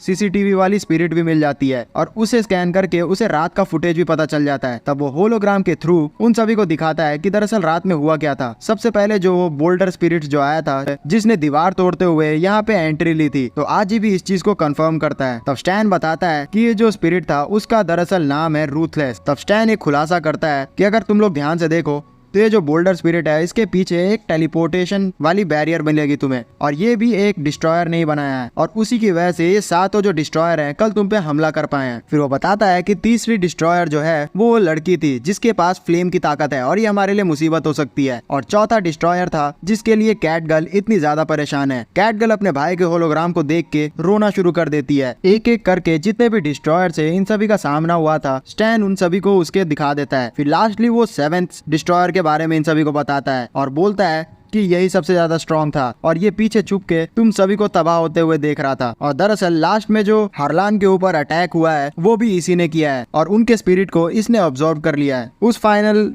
डिस्ट्रॉयर के बारे में बता के स्टैन स्टाइल से बोलता है कि अब यही थे जो 7 डिस्ट्रॉयर तुम सभी के सामने आए थे। लेकिन यहाँ पे बात खत्म नहीं होती। हाना के ग्रैंडफादर को मार लेने के बाद ये सारे लोग एक पूरे एरिया को गायब करके यहाँ से लेके चले गए हैं। जैसा कि आप लोग को याद होगा जब ये सारे डिस्ट्रॉयर्स भाग रहे थे तो इन्होंने बहुत ही बड़ा ब्लास्ट किया था, तो उसी का यूज करते हुए ये लोग एक जगह को ही यहाँ से गायब कर दिए हैं। तो स्टैन उसी चीज के लिए बोलता है कि आखिरकार वहाँ पे क्या था। फिर ये लोग उसी गड्ढे के अंदर चले जाते हैं उस चीज के बारे में जानने के। उस गड्ढे में पहुंचने के बाद जो स्टैन था उस पूरी जगह को स्कैन करता है, जिसके बाद इन सभी के सामने बहुत ही बड़ा खुलासा होता है। उस पूरे जगह पे जो हाना के ग्रैंडफादर थे उसने बहुत सारे ऑप्स को जमा करके रखा हुआ था और दरअसल जो हाना का परिवार था वो एक वॉचर्स की भूमिका निभा रहा था। दरअसल इन सारे ऑप्स के अंदर एक समन स्पिरिट्स भरी हुई थी जिसे सारे डिस्ट्रॉयर्स उठा के लेके चले गए हैं। और अब डरने वाली बात यह है कि उन सभी के पास इन सारे समन किए हुए स्पिरिट्स की भी पावर हो। और मैं आश्चर्यचकित नहीं होऊंगा कि एक दिन हमें पता चले कि जो डिस्ट्रॉयर्स हैं उन्होंने पूरी दुनिया को तबाह कर दिया है। इन सारी चीजों को सुन के जो कैट गर्ल थी वो बोलती है कि पता नहीं उन्होंने मेरे भाई के साथ क्या किया है, वो पहले ऐसा बिल्कुल भी नहीं हुआ करता था। तब स्टैन बोलता है कि जो हाना के ग्रैंडफादर थे वो सच में बहुत ही लेजेंडरी थे। वो इतने ताकतवर समनर थे कि उन्होंने अकेले मिलकर उन 7 डिस्ट्रॉयर्स के साथ लड़ाई की थी, लेकिन लास्ट में उनकी एज के कारण वो मारे गए। तभी आजी का ध्यान वहाँ कुछ फ्रेगमेंट्स पे जाता है और उसे उठाते हुए वो स्टैन को उसे स्कैन करने के लिए बोलता है। तब स्टैन वैसा ही करता है। तब इन्हें पता चलता है कि ये जो पत्थर है वो दरअसल उसी रॉक स्पिरिट की पत्थर में से गिरा है और इसमें से कुछ अजीब सी स्मेल भी आ रही है। तभी कैट गर्ल उसे सूंघने लगती है और इन सभी को बताती है कि इसमें से तो एक फूल की स्मेल आ रही है जो कि इस पूरे एरिया में कॉमन नहीं है। इसका मतलब है कि इन सभी का जो बेस है वो इसी फूल के बागान के आसपास होगा। तब आजी भी इसके बारे में सोचने लगता है कि आसपास इस फूल का बागान कहाँ मिलेगा। तो स्टैन उसे चिंता नहीं करने के लिए बोलता है और फिर वो अपने फोन में स्कैन करते हुए स्टाइल से बताता है आजी को कि ये जो फूल का बागान है वो इस शहर से 300 किलोमीटर दूर एक स्टोन फॉरेस्ट में है। लेकिन इससे ये चीज नहीं साबित होती कि उन सभी का जो बेस है वो वहीं पे है। हाँ, ये हो सकता है कि उनमें से जो एक टीम मेंबर है वो वहाँ पे रह सके। तब आजी बोलता है कि तुम्हें क्या लगता है कि हम लोग उनसे फाइट करके जीत पाएंगे? हो सकता है कि ये हमारे लिए एक ट्रैप भी हो। तब डोरा खुश होते हुए बोलती है कि कोई बात नहीं, अगर हम उन्हें हरा नहीं पाए तो हम लोग वहाँ से भाग निकलेंगे और वैसे भी हम चारों मिलके यहाँ पे किसी को भी हरा सकते हैं। सच में ये जो डोरा है वो बहुत ही बड़े डेल्यूजन में है। और फिर वो बहुत ही ज्यादा फोर्स करते हुए आजी को वहाँ चलने के लिए मनाने लगती है। तभी जो म्याओ थी वो भी उसे फोर्स करने लगती है। तब ये सुन के जो स्टैन था वो भी बहुत ही ज्यादा एक्साइटेड होते हुए बोलता है कि ठीक है, हमें वहाँ पे चलना चाहिए। तब आजी इन सभी को बोलता है कि तुमने कभी भी सोचा है कि हम किसी डिस्ट्रॉयर से अगर लड़ने के लिए जाएंगे तो हमारे बचने के चांसेस सिर्फ 10% है। हो सकता है कि इससे भी कम चांसेस हो। मेरे को गारंटी है कि हम वहाँ पे मारे जाएंगे। तब इसे सुन के स्टैन बोलता है कि तुम मुझे बहुत ही ज्यादा हल्के में ले रहे हो। और डोरा भी बोलती है कि किसी को भी मुझे हराने के लिए बहुत ही ज्यादा मेहनत करनी पड़ेगी। वो लोग को इतना ज्यादा इंटिमिडेट करते हुए देख के आजी भी उन्हें मना नहीं कर पाता है और वे आजी और बाकी सारे जो लोग थे वो डिस्ट्रॉयर के एरिया पे पहुंचने के लिए जा रहे होते हैं। रास्ते में ही आजी इन सारे लोगों को अच्छा से खाना बना के भी खिलाता है, जिसे खाने के बाद सारे लोगों को बहुत ही ज्यादा मजा आता है। जो स्टैन था वो आजी से पूछता है कि एक लड़के होने के बावजूद तुम इतना ज्यादा अच्छा खाना कैसे बना लेते हो। तो आजी उसे बताता है कि ये मेरी शुरू से मजबूरी रही है क्योंकि मैं बहुत समय से अकेले ही रहते आ रहा हूँ। जिसपे स्टैन उससे बोल डालता है कि तुम्हारे पेरेंट्स नहीं है क्या? तो आजी बताता है कि बचपन से जो मेरे पेरेंट्स थे उनकी वजह से मुझे जगह से जगह ट्रैवल करना पड़ता था और एक समय के बाद मेरे जो फादर थे वो मारे गए, इसलिए कुछ समय बाद मेरी मदर ने भी मुझे छोड़ दिया और मैं अकेले हो गया और यही मेरी मजबूरी बन गई कि मुझे खाना पकाना सीखना पड़ा। जो डोरा थी वो आजी के पास आती है और उसे कंसोल करने लग जाती है कि तुम बिल्कुल भी बुरा मत फील करो, यहाँ पे पहले तुम अकेले हुआ करते थे लेकिन अब तुम बिल्कुल भी अकेले नहीं हो। म्याओ उसे इस तरीके से देख के बोलती है कि मुझे लगा नहीं था डोरा कि तुम इतनी ज्यादा कंसोलिडेट करने वाली होगी। जिसपे डोरा उसे बोलती है कि मुझे पता नहीं, शायद से हो सकता है कि ये मेरी एज की वजह से हो। वैसे भी मैं 3 मिलियन साल बड़ी हूँ, मुझे अपने पुरानी लाइफ के बारे में कुछ भी नहीं पता। मैं अपनी जिंदगी में बहुत सारे लोगों से मिली हूँ और काफी सारी चीजें हुई है मेरी जिंदगी में, लेकिन एट लास्ट सिर्फ मैं ही बच पाई। इतना बोलने पे डोरा को अपना फिर से फ्लैशबैक आना शुरू हो जाता है और उसे दिमाग में बहुत ही ज्यादा दर्द करने लग जाता है। उसे इस तरीके से सफर करते हुए देख के जो आजी था बोलता है कि तुम्हें इतना ज्यादा सोचने की जरूरत नहीं है। म्याओ बोलती है कि मुझे लग रहा है कि कहीं ना कहीं जो डोरा है उसके शरीर में कुछ गड़बड़ है, आखिरकार उसे इतना ज्यादा दिक्कत कैसे होने लगती है। तभी स्टैन बताता है कि हाँ, मुझे शुरू से ही ऐसा लग रहा था और वो अपने मोबाइल में स्कैन करते हुए दिखाता है कि डोरा के शरीर के अंदर उसका जो जितना भी पुरानी यादें थी उसे सील कर दिया गया है। तो आज ही बोलता है कि अरे यार, अब हम क्या कर सकते हैं इसमें, हमारे पास कोई चारा भी है इसे ठीक करने का? तो स्टैन बताता है कि नहीं, अभी तक तो मेरे पास कोई प्लान नहीं है, लेकिन आगे चल के शायद से कुछ ना कुछ हम लोग खोज सकते हैं। फिर ये सारे लोग मस्ती मजाक करना शुरू कर देते हैं और कुछ समय बाद ये लोग अपने एरिया जहां ये लोग जाना चाह रहे थे पहुंच जाते हैं। वहां से बाहर निकलकर ये सभी लोग एक ऐसे गांव में आते हैं जो पूरी तरीके से तबाह हो गया था। तब स्टैन बताता है कि एक समय पहले ये जो गांव था बहुत ही ज्यादा अच्छे से चल रहा था, लेकिन रातों रात इसकी जो कंडीशन थी वो बहुत ही खराब हो गई और सारे लोग पुअर हो गए और रातों रात यहाँ के लोग जो थे वो गायब भी हो गए और कुछ समय बाद जो नॉर्मल लोग हैं उन्हें तो इनके गाँव के बारे में पता ही नहीं है। डोरा इन सारी बातों को सुन के बहुत ही ज्यादा डर जाती है है क्योंकि उसे हॉरर स्टोरी बिल्कुल भी पसंद नहीं। देख रहे हो यहाँ पे जो भूते होते हैं उन सभी को भी भूतिया स्टोरी पसंद नहीं है। फिर धीरे धीरे चल के ये लोग गाँव के और भी अंदर आ जाते हैं, जहाँ एक जगह इन लोग को फाइनली वो फॉरेस्ट मिल जाता है जिसको ढूंढते हुए ये लोग यहाँ आए थे। और उसी फॉरेस्ट में डोरा बोलती है कि क्या यहीं पे डिस्ट्रॉयर का जो हाइड आउट, तो आज उसे शांत करवाते हुए एक जगह बैठा देता है। और ये सारे लोग छुप के वहाँ पे बैठते हुए नोटिस करते हैं कि आगे एक लड़का जो है वो अपने घर से बाहर निकल रहा है और वो इकलौता इस पूरे एरिया में रहता है। तभी स्टैन अपने डिवाइस को निकालते हुए उसे स्कैन करने लगती है कि आखिरकार वही डिस्ट्रॉयर है या फिर नहीं। उसका डिवाइस इस समय बहुत ही ज्यादा टाइम लगा रहा होता है, इसलिए डोरा भी एकदम रुक नहीं पा रही होती है और वो सोच रही होती है कि हमें डायरेक्टली हमला कर देना चाहिए। लेकिन आजी उसे शांत करवाते हुए बोलता है कि हम लोग डायरेक्टली ऐसे किसी पे भी हमला नहीं कर सकते, हमें पहले कंफर्म करना होगा कि वो बदमाश है भी या नहीं। उतने में वो जो आदमी था इतना ज्यादा टाइम होने की वजह से अपना चुपचाप बीज बोता है और घर के अंदर चले जाता है और वहाँ से कुछ खाना लाके बाहर आके खाने लग जाता है। काफी समय बीतता है और स्टैन अभी भी स्कैन ही कर रहा होता है और 35% ही हुआ होता है और डोरा तो बोर होके सो ही गई होती है। मियाओ इन सभी को बताती है कि हमें जल्द से जल्द यहाँ कंफर्म करना पड़ेगा क्योंकि मुझे ऐसा आभास हो रहा है कि थंडर स्टॉर्म आने वाला है। उतने में जो डोरा थी उसके सामने एक चूहा निकल आता है जिसकी वजह से डोरा जोर से चिल्लाते हुए भागना शुरू कर देती है। तब ये लोग आपस में बोलते हैं कि क्या हम लोग पकड़े गए। तब आजी बताता है कि हम पकड़े ही नहीं गए, वो जो आदमी सामने है वो हमें बुला भी रहा है। तब इनके पास कोई भी चारा नहीं बचता है, इसलिए डोरा को लेके आजी उस आदमी के सामने चला जाता है। वहीं पे जो मियाओ और स्टैन थे वो वहीं छिपे रहते हैं। वो आदमी आजी से बोलता है कि आखिरकार तुम वहाँ छुप के कर क्या रहे थे। तभी आजी थोड़ा बहाना बनाते हुए बताता है कि दरअसल मैं एक स्कूल ट्रिप पे इस जगह पे आया हुआ था और रास्ते में मैं गुम हो चुका हूँ। तो आदमी बोलता है कि तुम मजाक क्यों कर रहे हो, वैसे भी तुम यहाँ पे अकेले हो। तभी आजी नोटिस करता है कि वो जो इंसान है वो डोरा को देख ही नहीं सकता है। तभी डोरा खुश हो जाती है और आजी को बोलती है कि इसका मतलब है कि मेरी वजह से उसने नहीं पकड़ा था तुम सभी को, उसने भी चूहा ही देख लिया था। तब आजी बात बनाते हुए उसे बताता है कि मेरे दोस्त अभी इस जगह से बाहर खड़े हुए हैं, मैं तो यहाँ पे खोते हुए आ गया था, तभी मैंने आपका घर नोटिस किया और मुझे लगा कि आज थोड़ा सा पानी पीने के लिए मिल सकता है। तो आदमी आजी को ऑफर करता है चाय पीने के लिए और अंदर चला जाता है कुछ लेने के लिए। तभी आजी उस चाय को पीने की ट्राई करता है लेकिन उसे कुछ क्लिक होता है और वो उस चाय को फेंक देता है। डोरा उसे पीना चाह रही थी लेकिन उसे भी वो पीने नहीं देता है। तभी वो आदमी भी बाहर आ जाता है। फिर इन दोनों के बीच में बातें होना शुरू होती है, जहाँ आजी उनसे पूछता है कि आप यहाँ पे अकेले रहते हैं। तो आदमी बताते हैं कि हाँ,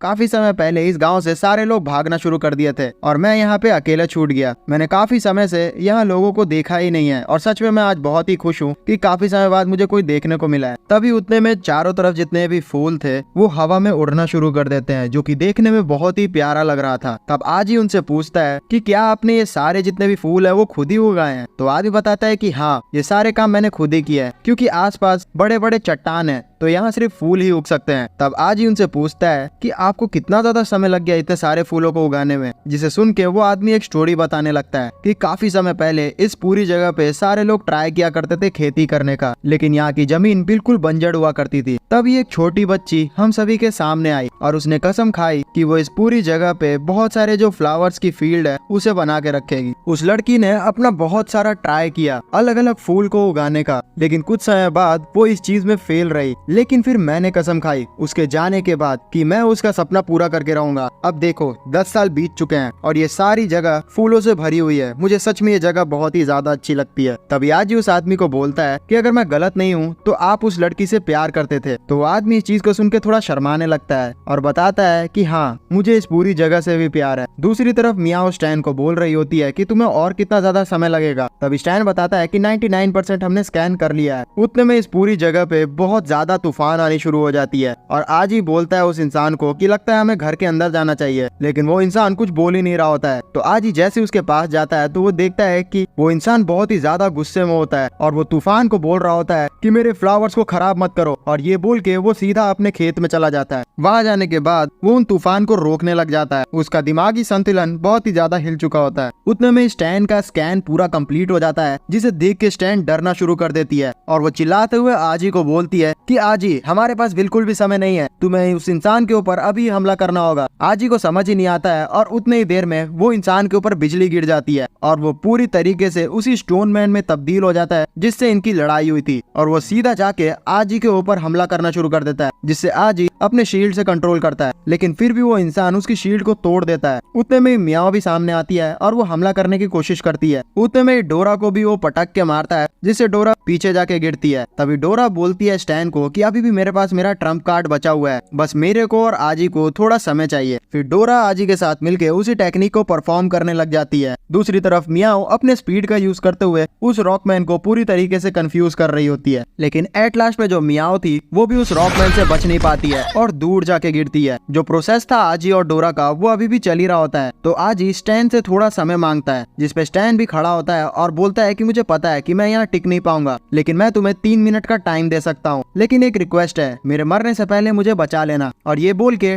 डायरेक्टली वो उस रॉकमैन के सामने चला जाता है, जहाँ पे जाते ही वो उसे बोलता है कि तुम एक डिस्ट्रॉयर हो। जिसे सुनने के बाद वो जो रॉकमैन था वो उसके ऊपर पंच मार देता है, लेकिन स्टैन वहाँ से गायब होते हुए उसके पीछे आते हुए उसकी सारी डिटेल बताना शुरू कर देता है कि तुम्हारा नाम है मोदुओ और तुम 26 साल के हो, और तुम्हें स्कैन करके मैं इतना तो बता सकता हूँ कि तुम्हें मल्टीपल पर्सनैलिटी डिसऑर्डर है और तुम ही वो सीरियल किलर हो जो कि यहाँ से गुजरने वाले लोगों को मार देता है। और इतना ही नहीं, तुम एक इंटरनेशनल वांटेड इंसान भी हो। तुमने जितने भी आज तक पाप किए हैं मोदुओ, वो कभी भी फॉरगिव नहीं किया जाएंगे। आज से 10 साल पहले जिस विलेज की तुम बात करते हो, तुम ही थे जिसने उसे डिस्ट्रॉय किया था। इन सारे प्रोवोकेशंस को देख के वो रॉकमैन बुरी तरीके से एकदम फट जाता है, जिससे स्टैन दूर जाके गिरता है, लेकिन आज ही उसे अपने शील्ड से बचा लेता है। उस ब्लास्ट की वजह से उस जगह की जो जमीन थी वो उखड़ जाती है और उसके अंदर से बहुत सारे लोगों का कंकाल निकलता है। तभी देख के आज ही समझ जाता है कि इसी इंसान ने उन सारे जितने भी विलेजर्स थे उन सभी को मार दिया ताकि वो इस जगह को फर्टाइल बना सके। अब वो स्टोन मैन डायरेक्टली अटैक करने वाला होता है इन सभी के ऊपर और स्टैन उसे देख के डर जाता है, लेकिन डोरा का यहाँ मैजिक पूरी तरीके से कंप्लीट हो गया था और वो अपने शील्ड से उस अटैक को रोक लेती है। फिर डोरा बोलती है आजी को कि वो नॉन स्टॉप अटैक करना शुरू कर दे इसके ऊपर, तो आजी वैसा ही करता है। इस अटैक से उस जो रॉकमैन था उसका असली हाथ बाहर निकलना शुरू कर देता है। आजी भी अपनी इतनी ज्यादा पावर को देख के बहुत ही ज्यादा हैरान हो रहा होता है, लेकिन वो लगातार अपने अलग अलग टेक्निक से उसके ऊपर अटैक करने लग जाता है। उन सारे अटैक्स की वजह से उस रॉकमैन के ऊपर की जो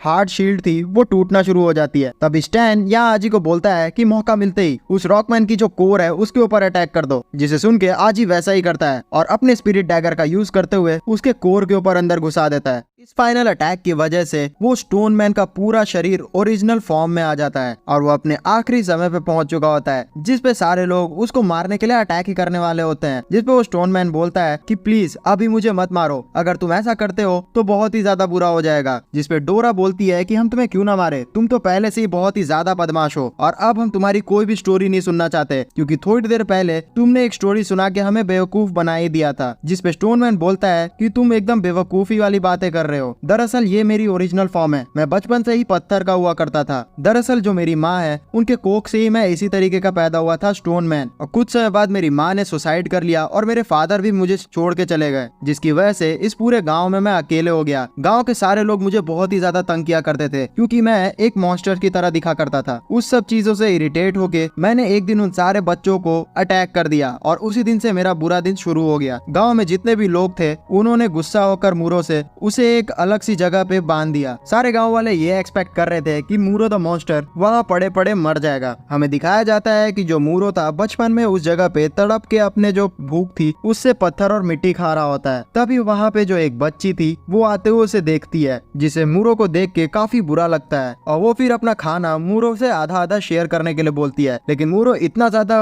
भूखा था कि वो सारा खाना उससे छीन के खा लेता है, लेकिन भूख के बाद वो रियलाइज करता है कि उसने थोड़ा गलत किया, इसलिए वो उस लड़की से माफी मांगने लगता है। लेकिन वो लड़की बिल्कुल भी गुस्सा नहीं होती है और बोलती है कि वो कल भी उसके लिए खाना लेके आएगी और वो ये बात किसी को भी ना बताए, ये हम दोनों के बीच का सीक्रेट है। अब मूरो के लिए ये सच में बहुत ही ज्यादा अलग था क्योंकि आज तक किसी ने भी उससे इतने अच्छे तरीके से बात नहीं किया है और वो बहुत ही ज्यादा इमोशनल हो जाता है। इसके बाद से वो लड़की डेली मूरो के लिए खाना लाना शुरू कर देती है और इन दोनों के बीच में काफी अच्छी दोस्ती हो जाती है। जो लड़की जिसका नाम आहुआ था उसका सपना था कि वो इस पूरे बंजर फॉरेस्ट में फूल उगाना चाहती है, लेकिन वो ऐसा कर भी नहीं पा रही होती है। उसे इतना ज्यादा मेहनत करते हुए देख के मूरो बोलता है कि तुम हार क्यों नहीं मान लेती हो, वैसे भी इस जगह पे फूल नहीं उग सकता। जिसपे आहुआ बोलती है कि नहीं, ये मेरा सपना है कि मैं इस जगह पे फूल उगाऊं, और वो बहुत सारे बीजेस को निकाल देती है। तब जो मूरो था वो आहुआ से एक बीज मांगता है और उसे अपने पास रख लेता है। फिर कुछ समय बीतता है और आहुआ नोटिस करती है कि मूरो ने अपने शरीर के ऊपर उस बीज का यूज करते हुए एक फूल उगा लिया होता है, जिसे देख के आहुआ बहुत ही ज्यादा खुश होती है। इसी के साथ समय बीतता है और ये दोनों बड़े हो जाते हैं और काफी अच्छी दोस्ती हो जाती है इनके बीच में। लेकिन एक समय इनके गांव में बहुत ही बुरा समय आता है और भूखमरी के कारण सारे लोग मरना शुरू कर देते हैं और इसका भी वजह मूरो को ही बता दिया जाता है। सारे गांव वाले उसके पास पहुंच जाते हैं और बोलते हैं कि तुम्हारे ही कर्ज की वजह से हमारा गांव ये सफर कर रहा है। आओ आओ बीच में आती है मूरो को बचाने के लिए और बोलती है कि इसकी कोई भी गलती नहीं है। लेकिन गांव वाले बोलते हैं कि इतने समय से हमारे गांव में खाना नहीं है, लेकिन ये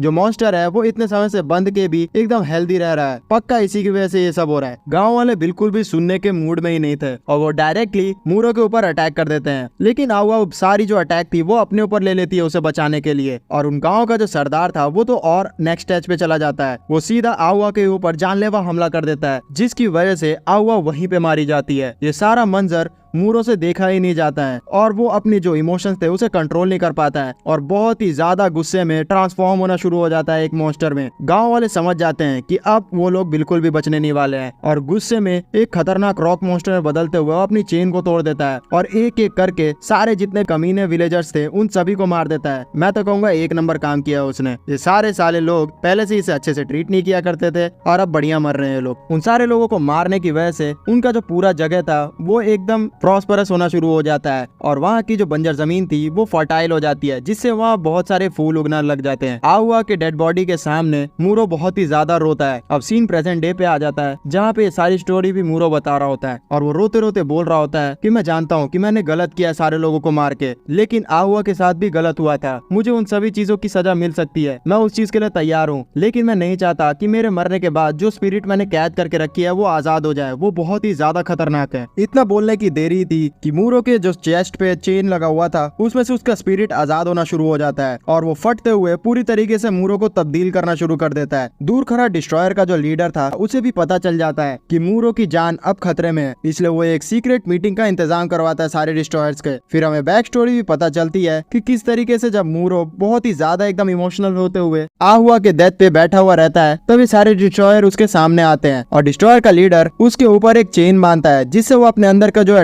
इविल मॉन्स्टर था स्पिरिट उसे कंट्रोल कर सके और उसे इंसानी रूप में बना के ऑफर देता है उन्हें डिस्ट्रॉयर को ज्वाइन करने का, जिसपे जो मूरो था वो तैयार हो जाता है। प्रेजेंट डे पे जो लीडर था वो बता रहा होता है कि अगर मूरो के अंदर से जो वो मॉन्स्टर है वो आजाद हो गया तब कुछ भी नहीं हो सकता क्योंकि वो एकदम अनकंट्रोलेबल स्पिरिट है। दूसरी जगह जो मूरो था वो पूरी तरीके से एक रॉक मॉन्स्टर में तब्दील हो जाता है और स्टैन बताती है कि अभी हम लोग जो सामने मूरो को देख रहे हैं वो मारा जा चुका है और हमारे सामने जो स्पिरिट है वो एक चलती फिरती लाश है जिसे कोई भी कंट्रोल नहीं कर सकता। उतने में ही वो मॉन्स्टर इन सभी के ऊपर अटैक करने लग जाता है और आज ही ट्राई करता है उस पर अटैक करने का, लेकिन उसके अटैक का कोई भी काम नहीं हो रहा होता है। स्टैन भी ट्राई करता है, थोड़ा मियाओ भी करती है, लेकिन ये सारे लोग असफल हो रहे होते हैं। वो मॉन्स्टर मौका मिलते ही जो मियाओ थी उसको बहुत ही बुरी तरीके से डैमेज कर देता है और एक मुक्के में स्टैन को भी दूर भेज देता है। आज ही इसे देख के उसके ऊपर और भी ज्यादा अटैक करता है। वो कभी स्पिरिट्स बनाता है, वो कभी स्पीयर्स बनाता है और फिर वो कभी हथौड़ा से भी अटैक करता है, लेकिन उन सारी चीजों से उस मॉन्स्टर के ऊपर कुछ भी नहीं हो रहा था। तो फिर आज ही थोड़ा चीज पे दिमाग में प्लान करता है और वो एक तगड़ा सा अटैक उसके सिर पे कर देता है जो कि आर पार हो जाता है, जिसे देख के डोरा खुश हो जाती है। लेकिन इस चीज से भी उस मॉन्स्टर का कुछ नहीं होता है। तब आज ही डिसाइड करता है कि वो डोरा से एनर्जी लेके इसके ऊपर जोरदार अटैक करेगा और वो ऐसा ही करता है। लेकिन एट लास्ट वो मॉन्स्टर बहुत ही बुरी तरीके से आजी को भी मारता है। डोरा उसे कंसोल करने के लिए जाती है और वो बोल रही होती है कि आजी क्या हो गया तुम्हें, लेकिन आजी तो अलग ही डायमेंशन में पहुंच चुका होता है जहाँ पे उसे एक क्रिस्टल से बहुत सारे चेन बंधे हुए दिख रहे होते हैं और जैसे ही वो एक चेन को छूता है तो वो गायब हो जाता है। रियल जिंदगी में जो वो मॉन्स्टर था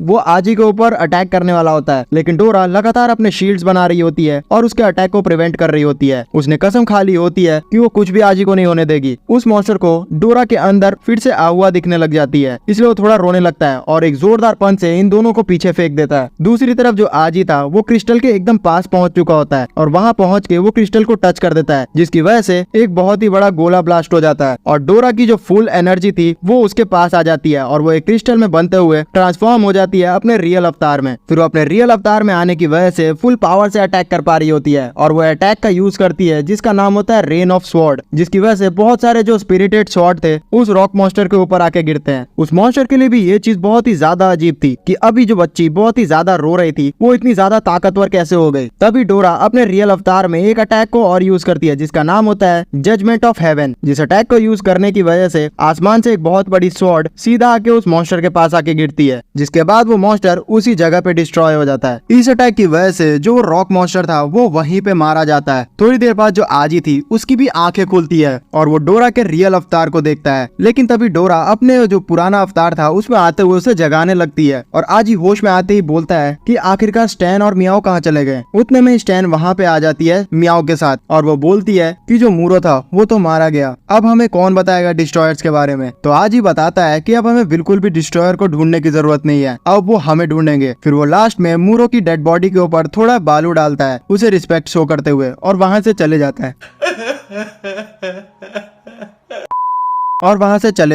उन सभी के जाने के बाद सारे डिस्ट्रॉयर्स मूरो की डेड बॉडी के पास पहुंच चुके होते हैं, जहां वो मूरो को मरा हुआ देखते हुए बहुत ही ज्यादा उदास हो रहे होते हैं। तभी उन सभी का लीडर मूरो की डेड बॉडी से सारी मेमोरीज को एनालाइज करता है और वो उसे देखते हुए एक फ्लावर उसके ऊपर रखता है और बोलता है कि मूरो, तुम आज सारी अपनी सफरिंग से आजाद हो गए हो, मैं तुम्हारे लिए सच में बहुत ही ज्यादा खुश हूँ। सीन शिफ्ट होता है और हम लोग इन सारे लोगों को स्टैन की बस में बैठे हुए घर जाते हुए देखते हैं, जहाँ पे आजी का इलाज भी चल रहा होता है। लेकिन अचानक से स्टैन को ऐसा रियलाइज होता है कि एक बहुत ही ताकतवर स्पिरिट इन सभी का पीछा कर रही है, जिसे देख के वो भी डर जाता है। इतने में इनके सामने एक पोर्टल खुलता है, जिसमें से वही शैडो गर्ल इनके सामने आते हुए एक अटैक करती है, जिससे इनके गाड़ी के 2 हिस्से हो जाते हैं। फिर पीछे मियाओ का भाई आता है जो कि इनके ऊपर अलग से अटैक करता है, जिससे स्टैन और मियाओ वहीं पे मारे जाते हैं। इन सारी चीजों को देख के आजी समझ ही नहीं पाता है कि आखिरकार इनके साथ क्या हो गया, और वो बचाने की ट्राई कर रहा होता है स्टैन मियाओ को, लेकिन कुछ भी नहीं कर पाता है। उसकी तो बॉडी भी हिल नहीं रही होती है। उतने में इन सारे डिस्ट्रॉयर्स का लीडर इन सभी के सामने आता है और वो आजी को आसमान में उठाते हुए कहता है कि मैंने तुमसे कुछ ज्यादा ही अच्छा एक्सपेक्ट किया था, लेकिन तुम तो सिर्फ एक कचरा निकले। और इतना बोल के वो आसमान में उड़ा देता है उसे। उतने में वो शैडो गर्ल आजी के भी बहुत सारे टुकड़े कर देती है और आजी भी मारा जाता है। डोरा ये सारी चीजों को देख रही होती है, लेकिन कुछ भी नहीं कर पा रही होती है। पता नहीं यार, अभी तो ये बहुत ही ज्यादा ताकतवर थी, लेकिन अचानक से फिर से कमजोर हो गई। कब जाके इसकी लिमिटेशन हटेगी? मुझे तो पता है कि ये जो डोरा है बहुत ही ज्यादा ताकतवर स्पिरिट है, आगे चल के इसकी स्टोरी और पता चलेगी। मरने के बाद जो आजी था वो एक दूसरी जगह पे पहुंच चुका होता है और वो अपने आप से पूछ रहा होता है कि मैं कहाँ पे हूँ, आखिरकार कहाँ पहुँच गया मैं। तभी उसे एक आवाज सुनाई देती है जो बोलता है कि तुम एक ऐसी जगह पे पहुंच चुके हो जो कि स्पेस और टाइम से पड़े है। उस आवाज की तरफ जैसे ही आजी देखता है तो उसे वहाँ पे एक मार्क्समैन दिखाई देता है, जो कि आजी को बताता है कि मैं तुम्हें बहुत ही ज्यादा बुरा फील करवाऊंगा, लेकिन सच्चाई ये है कि तुम्हारी टाइमलाइन में तुम्हारे जितने भी दोस्त हैं वो अब मारे जा चुके हैं।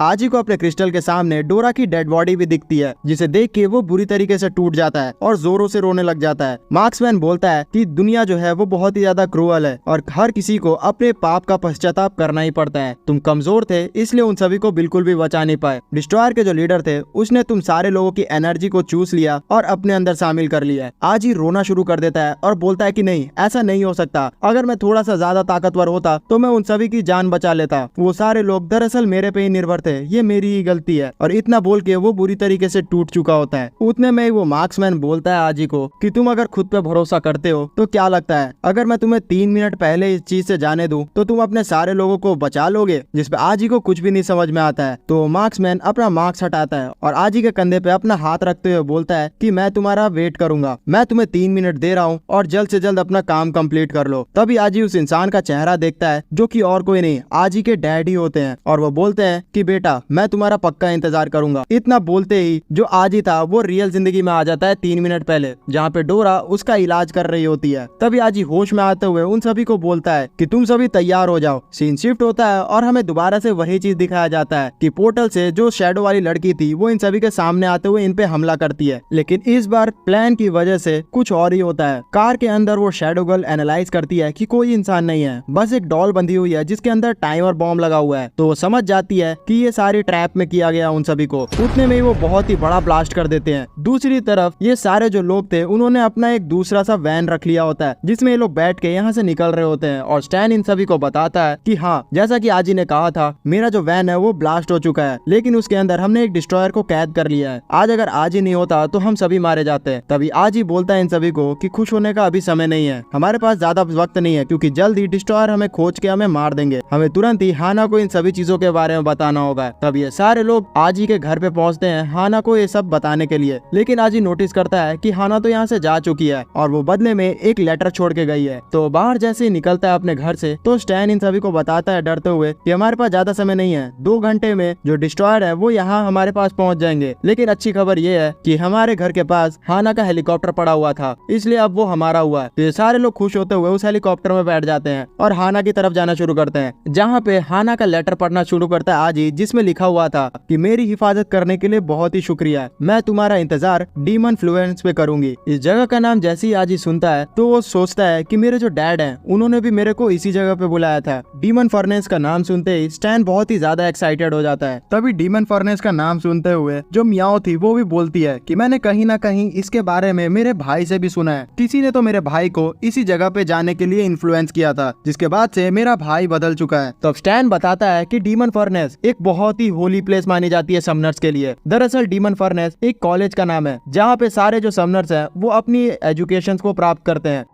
जो हाना के ग्रैंडफादर थे वो भी वहीं से ग्रेजुएट हुए थे। कहा जाता है कि चाहे वो डिस्ट्रॉयर हो या फिर दूसरी पार्टी, वो सारे लोग वहीं से ग्रेजुएशन किया करते हैं। काफी सारे समनर्स के लिए वो जगह एक होली प्लेस मानी जाती है और कुछ लोग उसे एकदम हेल की तरह ट्रीट करते हैं। हो सकता है कि हम लोग वहाँ पहुँच के बहुत सारी नई नई चीजें सीख सके और साथ ही साथ बहुत सारे तगड़े स्पिरिचुअल रूट्स भी हमें मिल सकते हैं। अगर मेरे को उस जगह के बारे में पहले से पता रहता तो मैं कब का बहुत ही ज्यादा स्ट्रॉन्ग बन जाता। और ये बोल के स्टैन उदास हो जाता है क्योंकि उसके पास इसके लोकेशन के लिए कुछ भी इंफॉर्मेशन नहीं होती है। तभी आजी उस लेटर के अंदर कुछ कोड वर्ड दिखाता है जो कि हाना ने लिखा हुआ था और वो बोलता है कि हो सकता है कि इसको एनालाइज करने से हम लोग उस जगह पहुंच जाए। तो स्टैन बोलता है कि हाँ तुम एकदम सही कह रहे हो और वो अपने मोबाइल में उस कोड को फीड करता है, जिससे इन सभी को लोकेशन पता चल जाती है डीमन फर्नेस की। फिर स्टैन इन सभी को बताता है कि डीमन फर्नेस इनसे लगभग 7000 किलोमीटर दूर है और अगर मैं एनालाइज करूँ तो हेलीकॉप्टर की जो मैक्स स्पीड है उसको यूज करते हुए हम लोग वहाँ 7 घंटे में पहुंच जाएंगे। डैम, मतलब इनका हेलीकॉप्टर 1000 किलोमीटर की प्रति घंटा की रफ्तार से दौड़ सकता है। नाइस। स्टैन खुश होते हुए ये भी बताता है कि क्या पता हमें वहाँ पे कितने ज्यादा स्ट्रॉन्ग समनर मिल जाए जो कि हमें हिफाजत पे करने में भी हेल्प करे और बहुत सारी चीजें भी सिखाए। जिस सारे चीजों को सुन के सारे लोग बहुत ही एनर्जेटिक होते हैं और आज ही भी बोलता है कि अगर ऐसा है तो हमें वहाँ ही चलना चाहिए। फिर ये सारे लोग खुश होते हुए जश्न मनाते हुए खाना खाते हैं और फिर सो जाते हैं। फिर कुछ समय बीतता है और स्टैन इन सभी को जगाते हुए बताता है कि हम लोग अब उस जगह पे पहुंच चुके हैं। आज ही जैसे ही बाहर देखता है तो वो डर जाता है क्योंकि ये लोग एक बहुत ही बड़े बवंडर के पास होते हैं जो कि समुद्र के बीचों बीच चल रहा होता है। स्टैन इन सभी को बताता है कि यही वो जगह है जहाँ से हम लोग जा सकते हैं डीमन फर्नेस के अंदर। कहा जाता है कि इस जगह से कोई भी इंसान आज तक जिंदा नहीं लौट पाया है, इसलिए इसे ह्यूमन किलर भी कहा जाता है। स्टैन इन सारी चीजों को देख के बहुत ही ज्यादा एकदम खुश हो रहा होता है क्योंकि उसके बचपन का सपना अब पूरा होने वाला होता है। लेकिन डोरा बुरी तरीके से डर जाती है कि ये किस तरीके की जगह है जहाँ पे हम लोग मारे जाएंगे, कहीं तुमने कुछ गलती तो नहीं कर दी है। लेकिन स्टैन बोलता है कि नहीं, ये कुछ भी गलती नहीं है, हम लोग एकदम सही जगह पे। फिर स्टैन अपने हेलीकॉप्टर को उस बवंडर के अंदर घुसा देता है जिसकी वजह से बहुत ज्यादा झटका इन्हें फील होता है और डोरा की तो हालत खराब होती है। लेकिन कुछ देर बाद ये सारे चीजें एकदम ठीक हो जाती है क्योंकि फाइनली ये लोग पहुंच चुके होते हैं डीमन फर्नेस की दुनिया में, जहाँ पहुंच के डोरा और मियाओ बहुत ही ज्यादा खुश होते हैं कि अब उन सभी की जान बच चुकी है। ये पूरी जगह बहुत ही ज्यादा सुंदर होती है और छोटे छोटे टापुओं से बनी हुई होती है। लेकिन आजी को थोड़ा बहुत टेंशन फील हो रहा होता है और उसे ऐसा लग रहा होता है कि कुछ न कुछ गड़बड़ है। डोरा एनालाइज करती है और बोलती है कि क्या हो गया, जिस पे आजी बोलता है कि नहीं, कुछ तो गड़बड़ है। उतने में इनके पीछे से जो स्पिरिट गर्ल थी वो इन सभी के ऊपर हमला कर देती है। लेकिन सही समय पे आजी अपने शील्ड को एक्टिवेट कर देता है, लेकिन फिर भी उसके अटैक की इम्पैक्ट की वजह से इनका हेलीकॉप्टर वहीं पे फट जाता है और ये सारे लोग जमीन पे गिरना शुरू कर देते हैं। सही समय पे जो स्टैन था वो अपनी टेक्निक का यूज करते हुए जो हेलीकॉप्टर के टूटे हुए टुकड़े थे उससे एक बड़ा सा रोबोट बना लेता है और इन सभी को बचा लेता है। फिर वो स्पिरिट गर्ल पोर्टल के अंदर घुस जाती है और फिर दूसरी जो इनके साथी थी वो सामने आती है जो कि अपने बंदूक से इन सभी के ऊपर शूट कर रही होती है और बोल रही होती है कि तुम सभी मारे जाओ। ये सारे लोग थोड़ा बहुत उसके अटैक को डॉज करने की कोशिश करते हैं, लेकिन एट लास्ट इनका जो रोबोट था वो बहुत ही ज्यादा डैमेज हो जाता है। उतने में जो मियाओ का भाई था वो भी सामने आ जाता है, जिसे देख के आज ही उसके ऊपर जोरदार एक अटैक करता है जिससे बड़ा ही ब्लास्ट होता है और इन सभी को लगता है कि इन्होंने कुछ उखाड़ लिया, लेकिन ऐसा नहीं होता। जो मियाओ का भाई था वो तुरंत ही कौवा में तब्दील होके इन सभी के ऊपर हमला कर देता है और उसके इतने ज्यादा जोरदार अटैक की वजह से फाइनली इनका रोबोट पूरी तरीके से टूट जाता है और ये लोग एक टापू के ऊपर क्रैश लैंडिंग करते हैं। किसी तरीके से इन लोग की जान बची हुई होती है और ये लोग होश में आते हुए खड़ा होते हैं और अपने सामने सारे डिस्ट्रॉयर्स को देखते हैं, जिन्हें देखते ही आज ही समझ जाता है कि अब हम लोग इनसे भाग नहीं सकते हैं, तो हमें इनसे अटैक करना ही होगा। उतने में इनका जो फाइट था वो शुरू होता कि बीच में एक बनी आ जाती है और इन दोनों को स्टिकर देते हुए वो बोलती है कि अब तुम लोग एक जगह पे पहुंच चुके हो जहाँ के रूल तुम लोग को बिल्कुल भी नहीं पता है क्या, तुम लोग यहाँ बिल्कुल भी फाइट नहीं कर सकते। उतने में डिस्ट्रॉयर के ग्रुप में जो लड़की थी वो उस बनी के ऊपर एक बंदूक रख देती है और बोलती है कि तुम जान रही हो कि आखिरकार कौन हूँ मैं। तो बनी सैवेजली उसको बोलती है कि तुम्हें पता है कि ये जगह कौन सी है, ये जगह है डीमन फर्नेस और यहाँ के रूल तुम्हें मानने ही होंगे। वो बनी सीधा जाके डिस्ट्रॉयर के लीडर के पास पहुंचती है और उसे बोलती है कि तुम तो यहीं से ग्रेजुएट हुए हो, जैसा कि मुझे याद है, तो तुम्हें यहाँ के रूल्स तो पता ही होंगे ना, तो तुम यहाँ पे अपने सारे साथियों को रोक क्यों नहीं रहे हो। उसको इतना पास जाते हुए देख के लीडर के उनके साथी एक बनी के ऊपर हमला करने वाली होती है, लेकिन उन सभी का लीडर उन्हें रोक लेता है और बोलता है कि हम डीमन फर्नेस में खड़े होके बनी के खिलाफ नहीं जा सकते, हमें इसकी बात माननी पड़ेगी। हम लोग अपना सारा जो प्लान है वो आगे चल के अपनाएंगे, अभी के लिए हम लोग यहाँ से चले जाते हैं। और इतना बोल के वो सारे डिस्ट्रॉयर्स को लेके यहाँ से टेलीपोर्ट हो जाता है। उन सभी के जाते ही जो डोरा और मियाओ थे वो बहुत ही ज्यादा खुश हो जाते हैं और वो डरते हुए सीधा बनी के पैर पकड़ लेते हैं और उसे थैंक यू कहना लगते हैं उनकी जान बचाने के लिए। बनी उन सभी को शांत करवाती है और बोलती है कि ये तो मेरा बस काम ही था, इस जगह पे बिल्कुल भी लड़ाई नहीं हो सकती, अगर तुम्हें लड़ाई करनी है तो तुम्हें एरिना के अंदर करनी होगी। फिर बनी उन सभी को बताती है कि वो लोग अपना रजिस्ट्रेशन सीधा कॉलेज के अंदर आके कर ले और इतना बोल के वो यहाँ सीधा से गायब हो जाती है। आज ही और बाकी सारे लोग उस बनी का पीछा कर रहे होते हैं, लेकिन उसकी स्पीड बहुत ही ज्यादा तेज होती है और ये लोग पैदल चलते चलते रेत में बहुत ही ज्यादा थक जाते हैं क्योंकि ये लोग बुरी तरीके से घायल भी थे। उतने में इनके पीछे से एक आदमी आता है जो कि गिरगिट के ऊपर सवारी कर रहा होता है। वो आदमी इन सभी को ऑफर करता है कि अगर वो चाहे तो जहाँ ये लोग जाना चाहते हैं वो इन सभी को छोड़ सकता है। तो क्योंकि ये लोग बहुत ही घायल थे तो ये सारे लोग उस ऑफर को एक्सेप्ट कर लेते हैं। फिर वो आदमी इन सभी को बैठाते हुए इन सभी से सवाल पूछता है कि आखिरकार तुम लोग इतने ज्यादा डैमेज्ड क्यों लग रहे हो, जिसपे डोरा इन सभी को बताती है कि हम लोग के ऊपर बहुत ही तगड़े लोगों ने अटैक कर दिया था तो हम लोग जान बचा के यहाँ पहुंचे हैं। जिसे सुन के वो आदमी बताता है कि तब तो तुम लोग बहुत ही सही जगह पे आए हो, क्योंकि डीमन फर्नेस एक ऐसी जगह है जहाँ पे सारे जितने भी बड़े बड़े क्रिमिनल्स हैं वो भी अपनी जान बचाने के लिए आते हैं, तो तुम तो फिर भी नॉर्मल हो। जिसे सुन के डोरा गुस्सा हो जाती है और बोलती है कि मैं तो कोई क्रिमिनल नहीं हूँ, हम लोग असल में एक वॉचर है जो कि डिस्ट्रॉयर को बुरे कामों करने से रोकते हैं और दुनिया को बचाते हैं। जिसे सुन के वो इंसान हंसने लगता है और बोलता है कि इस पूरे जगह पे कोई भी अच्छा या बुरा नहीं होता है, ये डीमन फर्नेस है बेबी। इस जगह पे अगर तुम फाइट करना चाहते हो तो तुम सिर्फ एरिना में जाके फाइट कर सकते हो, अगर तुम बाहर फाइट करोगे तो तुम्हें बहुत ही कड़ी सजा दी जाएगी। हजारों साल से जो वॉचर्स और डिस्ट्रॉयर्स हैं उनके बीच में लड़ाई होते आ रही है और कहा जाता है लेजेंड्स के हिसाब से कि वो लड़ाई सैकड़ों सालों से चल रही थी। इसी वजह से लास्ट में इतने ज्यादा बेकार में कैजुअलिटीज को देख के दोनों वॉचर्स और डिस्ट्रॉयर के जो लीडर थे उन्होंने एक एग्रीमेंट साइन की और अपने पावर को यूज करते हुए इस टापू को बनाया जहाँ पे सारे जितने भी वॉचर्स और डिस्ट्रॉयर्स थे वो साथ में आके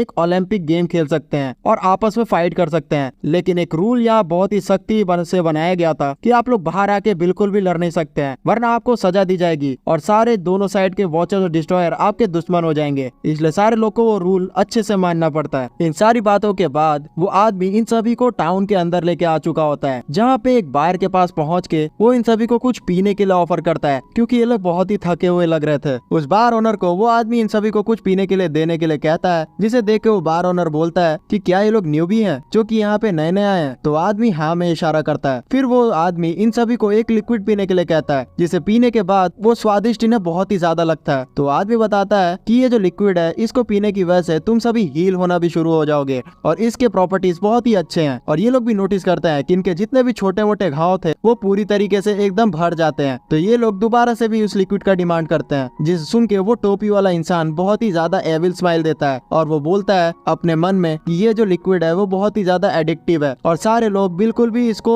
मना नहीं कर सकते हैं। और ये लोग भी ऐसा ही कर रहे हैं, बेवकूफ कहीं के। फिर ये सारे लोग एक एक करके बहुत सारा जो लिक्विड है वो पी लेते हैं और फिर फाइनली बहुत ही तगड़ा बिल बनाता है वो बार ओनर, जो कि होता है 2,40,000 स्पिरिट डॉलर्स। जिसे सुन के ये सारे लोग की हालत पस्त हो जाती है। लेकिन वो टोपी वाला इंसान इन सभी को बताता है कि टेंशन मत लो, मैंने तुम्हारा बिल पेमेंट कर दिया, तुम बाद में मेरी पेमेंट कर देना। फिर उन्हें लेके वो पूरा टाउन घुमाने लगता है, जहाँ पे ये लोग एक दुकान पे पहुंचते हैं जिसके अंदर से इन्हें कपड़े खरीदने होते हैं। तो टोपी वाला इंसान इन सभी को बोलता है कि तुम लोग को अगर हथियार खरीदने हैं तो तुम लोग ब्लैक मार्केट से खरीदना है, वहाँ पे तुम्हें अच्छा रेट मिल जाएगा। अगर तुम लोग कपड़े खरीदना चाहते हो तो वो तुम इस दुकान से खरीद सकते हो। इतना बोलते ये सारे लोग उस दुकान में से बहुत सारे कपड़े खरीद लेते हैं। फिर वो टोपी वाला इंसान उस दुकान वाले से कुछ बात करता है और फिर इन सभी को बताता है कि ये इंसान भी हमें बहुत ही तगड़ी डिस्काउंट देने के लिए तैयार हो गया है, तो जितना चाहे उतना खरीद लो। जिसे सुन के ये लोग बहुत ही सारी शॉपिंग कर लेते हैं। फिर वो टोपी वाला इंसान इन सभी लोगों को पूरा मार्केट घुमा रहा होता है और बोल रहा होता है कि तुम लोग बिल्कुल भी टेंशन मत लो, जितना शॉपिंग कर सकते हो कर लो, आगे चल के तुम मुझे चुका देना। फिर वो आदमी इन सभी को डीमन फर्नेस का जो यूनिवर्सिटी था वहाँ लेके आ जाता है रजिस्ट्रेशन करवाने के लिए।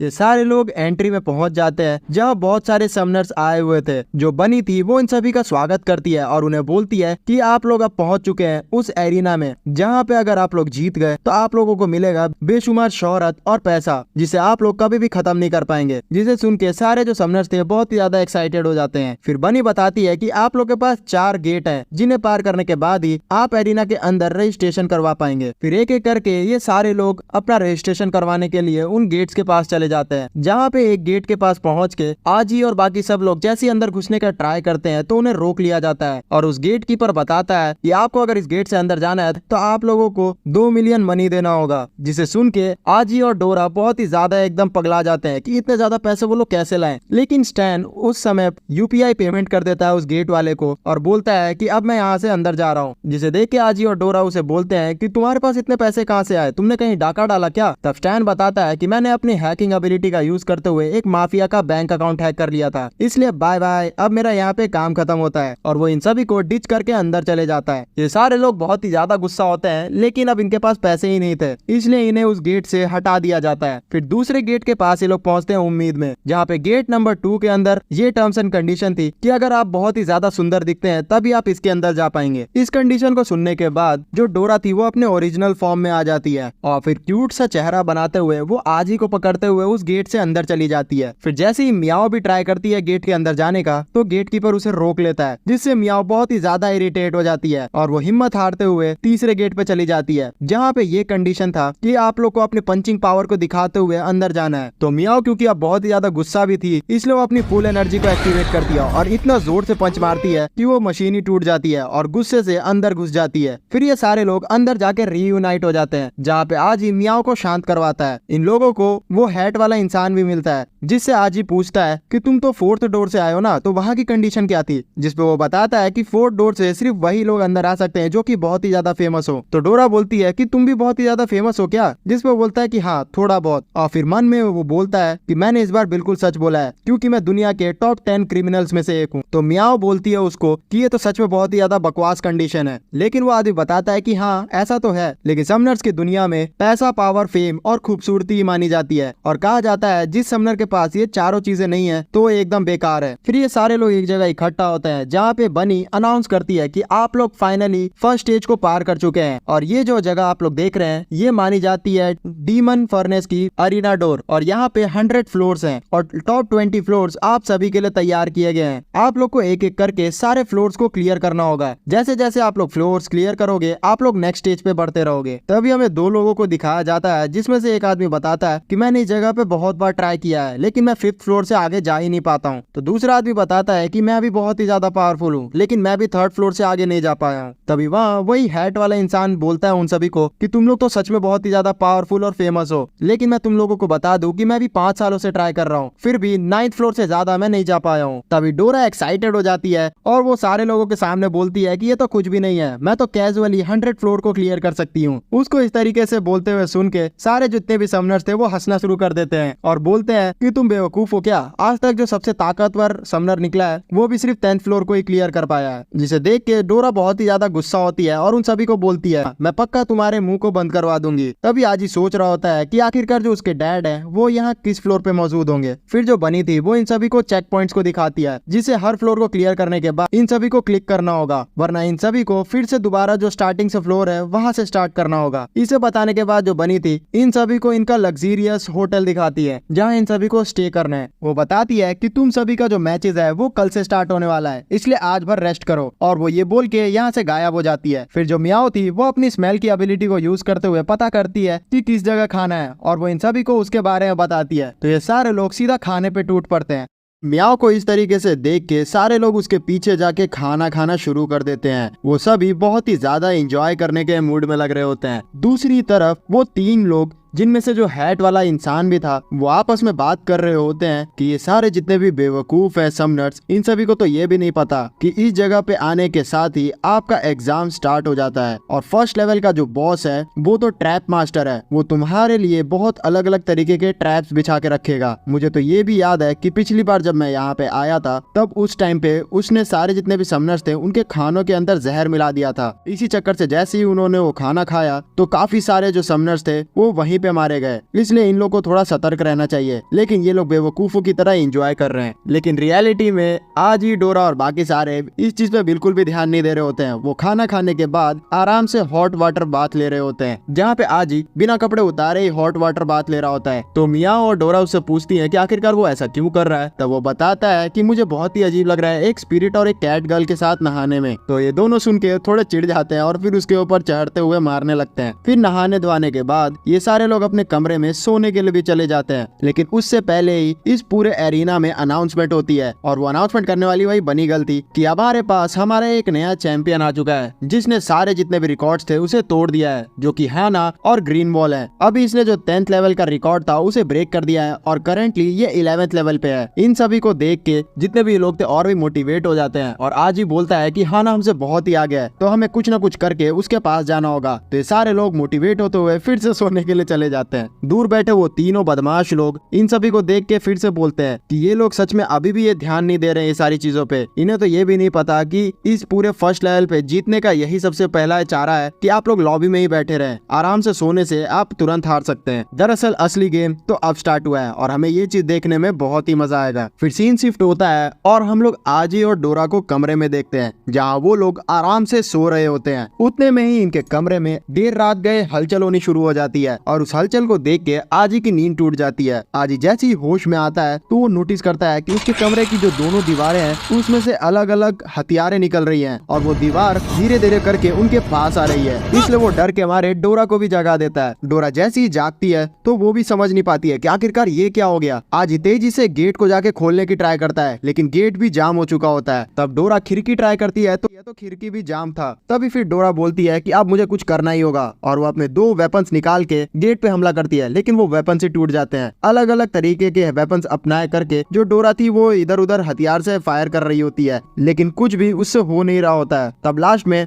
जब पूरा दीवार इनके पास आ चुका था तब आज ही दिमाग चलाता है और वो डोरा से बोलता है कि तुम इस जगह पे किसी भी तरीके के हथियार को समन कर सकती हो ना, तो जल्द से जल्द इस जगह की चाबी बना लो। और फिर नेक्स्ट सीन में हम लोग इन दोनों को जस्ट एकदम अपनी जान बचाते हुए कमरे से बाहर निकलते देखते हैं, क्योंकि डोरा ने अपने इमेजिनेशन से इस कमरे की चाबी बना दी थी। जैसे ये लोग बाहर निकलते हैं तो इन्हें अलग अलग कमरे से सारे समनर्स की बहुत ही जोरदार आवाजें सुनाई दे रही थी। लग रहा था कि उनका बैंड बज चुका है। तभी आजी को मियाओ की चिंता होने लगती है और वो तुरंत ही उसके कमरे के पास जाता है, लेकिन वहाँ वो देखता है कि उसके गेट के नीचे से एक कॉकरोच निकल रहा है। इसलिए वो डर के मारे उसे कुचलने जाने वाला होता है, लेकिन उतने में ही जो मियाओ थी वो अपने असली रूप में आ जाती है और वो बोलती है कि अपने आप को बचाने के लिए मुझे ऐसा करना ही पड़ा। फिर मियाओ को बचते हुए देख के इन लोग को स्टैन की भी याद आती है और ये लोग तेजी से उसे बचाने जाते हैं, लेकिन देखते हैं कि उसके गेट में से खून निकल रहा है। इसलिए इन्हें लगता है कि स्टैन अब मारा गया, तो ये लोग थोड़ा शोक मनाने लगते हैं। लेकिन उतने में स्टैन ऊपर से वेंटिलेटर से नीचे आके गिरता है और ये सारे लोग खुश होकर उसे हक करने लग जाते हैं। फिर एक एक करके जितने भी सर्वाइवर्स थे समनर्स के वो सारे अपने कमरे से बाहर निकलते हैं और इस फर्स्ट लेवल का जो बॉस था यानी ट्रैप मास्टर वो इन सभी को कांग्रेचुलेट करता है और उन्हें बोलता है कि अब तुम्हें सेकंड लेवल पे जाना है। लेकिन कुछ समनर्स गुस्सा करने लग जाते हैं क्योंकि उन्हें बोला गया था कि ये टेस्ट उनका अगले दिन स्टार्ट होगा। तब ट्रैप मास्टर बोलता है कि डीमन फर्नेस कभी भी अपना रूल नहीं तोड़ता है। हमने कहा था कि आपका मिशन कल से स्टार्ट होगा और आज 12 बज चुके हैं, मतलब कल हो चुका है, तो तुम्हारी ये गलती थी कि तुम सतर्क नहीं थे। अब तुम्हारा सेकंड लेवल स्टार्ट हो रहा है और तुम्हारा सेकंड लेवल का मिशन ये है कि तुम्हें इस पूरे होटल से जल्द बाहर निकलना है, ये तबाह होने वाली है। और वो इतना बोलता ही है कि ये होटल सच में टूटना शुरू हो जाती है और सारे समनर्स तेजी से भागना शुरू कर देते हैं। रास्ते में इतने सारे ट्रैप्स आ रहे थे कि इन सभी को अपनी जान बचाने में बहुत ही दिक्कत आ रही थी। एक समय पे तो इनका जो फ्लोर था वही टूट जाता है और इसके नीचे बहुत ही बड़ा लावा दिख रहा होता है। बहुत सारे समनर्स समनर्स उसमें गिर के मर चुके होते हैं और जो स्टैन था वो भी गिरने ही वाला होता है कि सही समय पे डोरा अपने रियल फॉर्म में आके उसे बचा लेती है। साथ में वो कुछ और अदर समनर्स को भी बचाती है और आजी भी अपनी पावर को यूज करते हुए दूसरे समनर्स को बचाता है। जो ट्रैप मास्टर था वो इन सभी के इतने काइंडनेस को देख के थोड़ा खुश भी होता है और फिर इनको बोलता है कि तुम्हारी ये काइंडनेस बिल्कुल भी काम नहीं आएगी, क्योंकि कमजोर लोग को तुम कभी भी नहीं बचा पाओगे।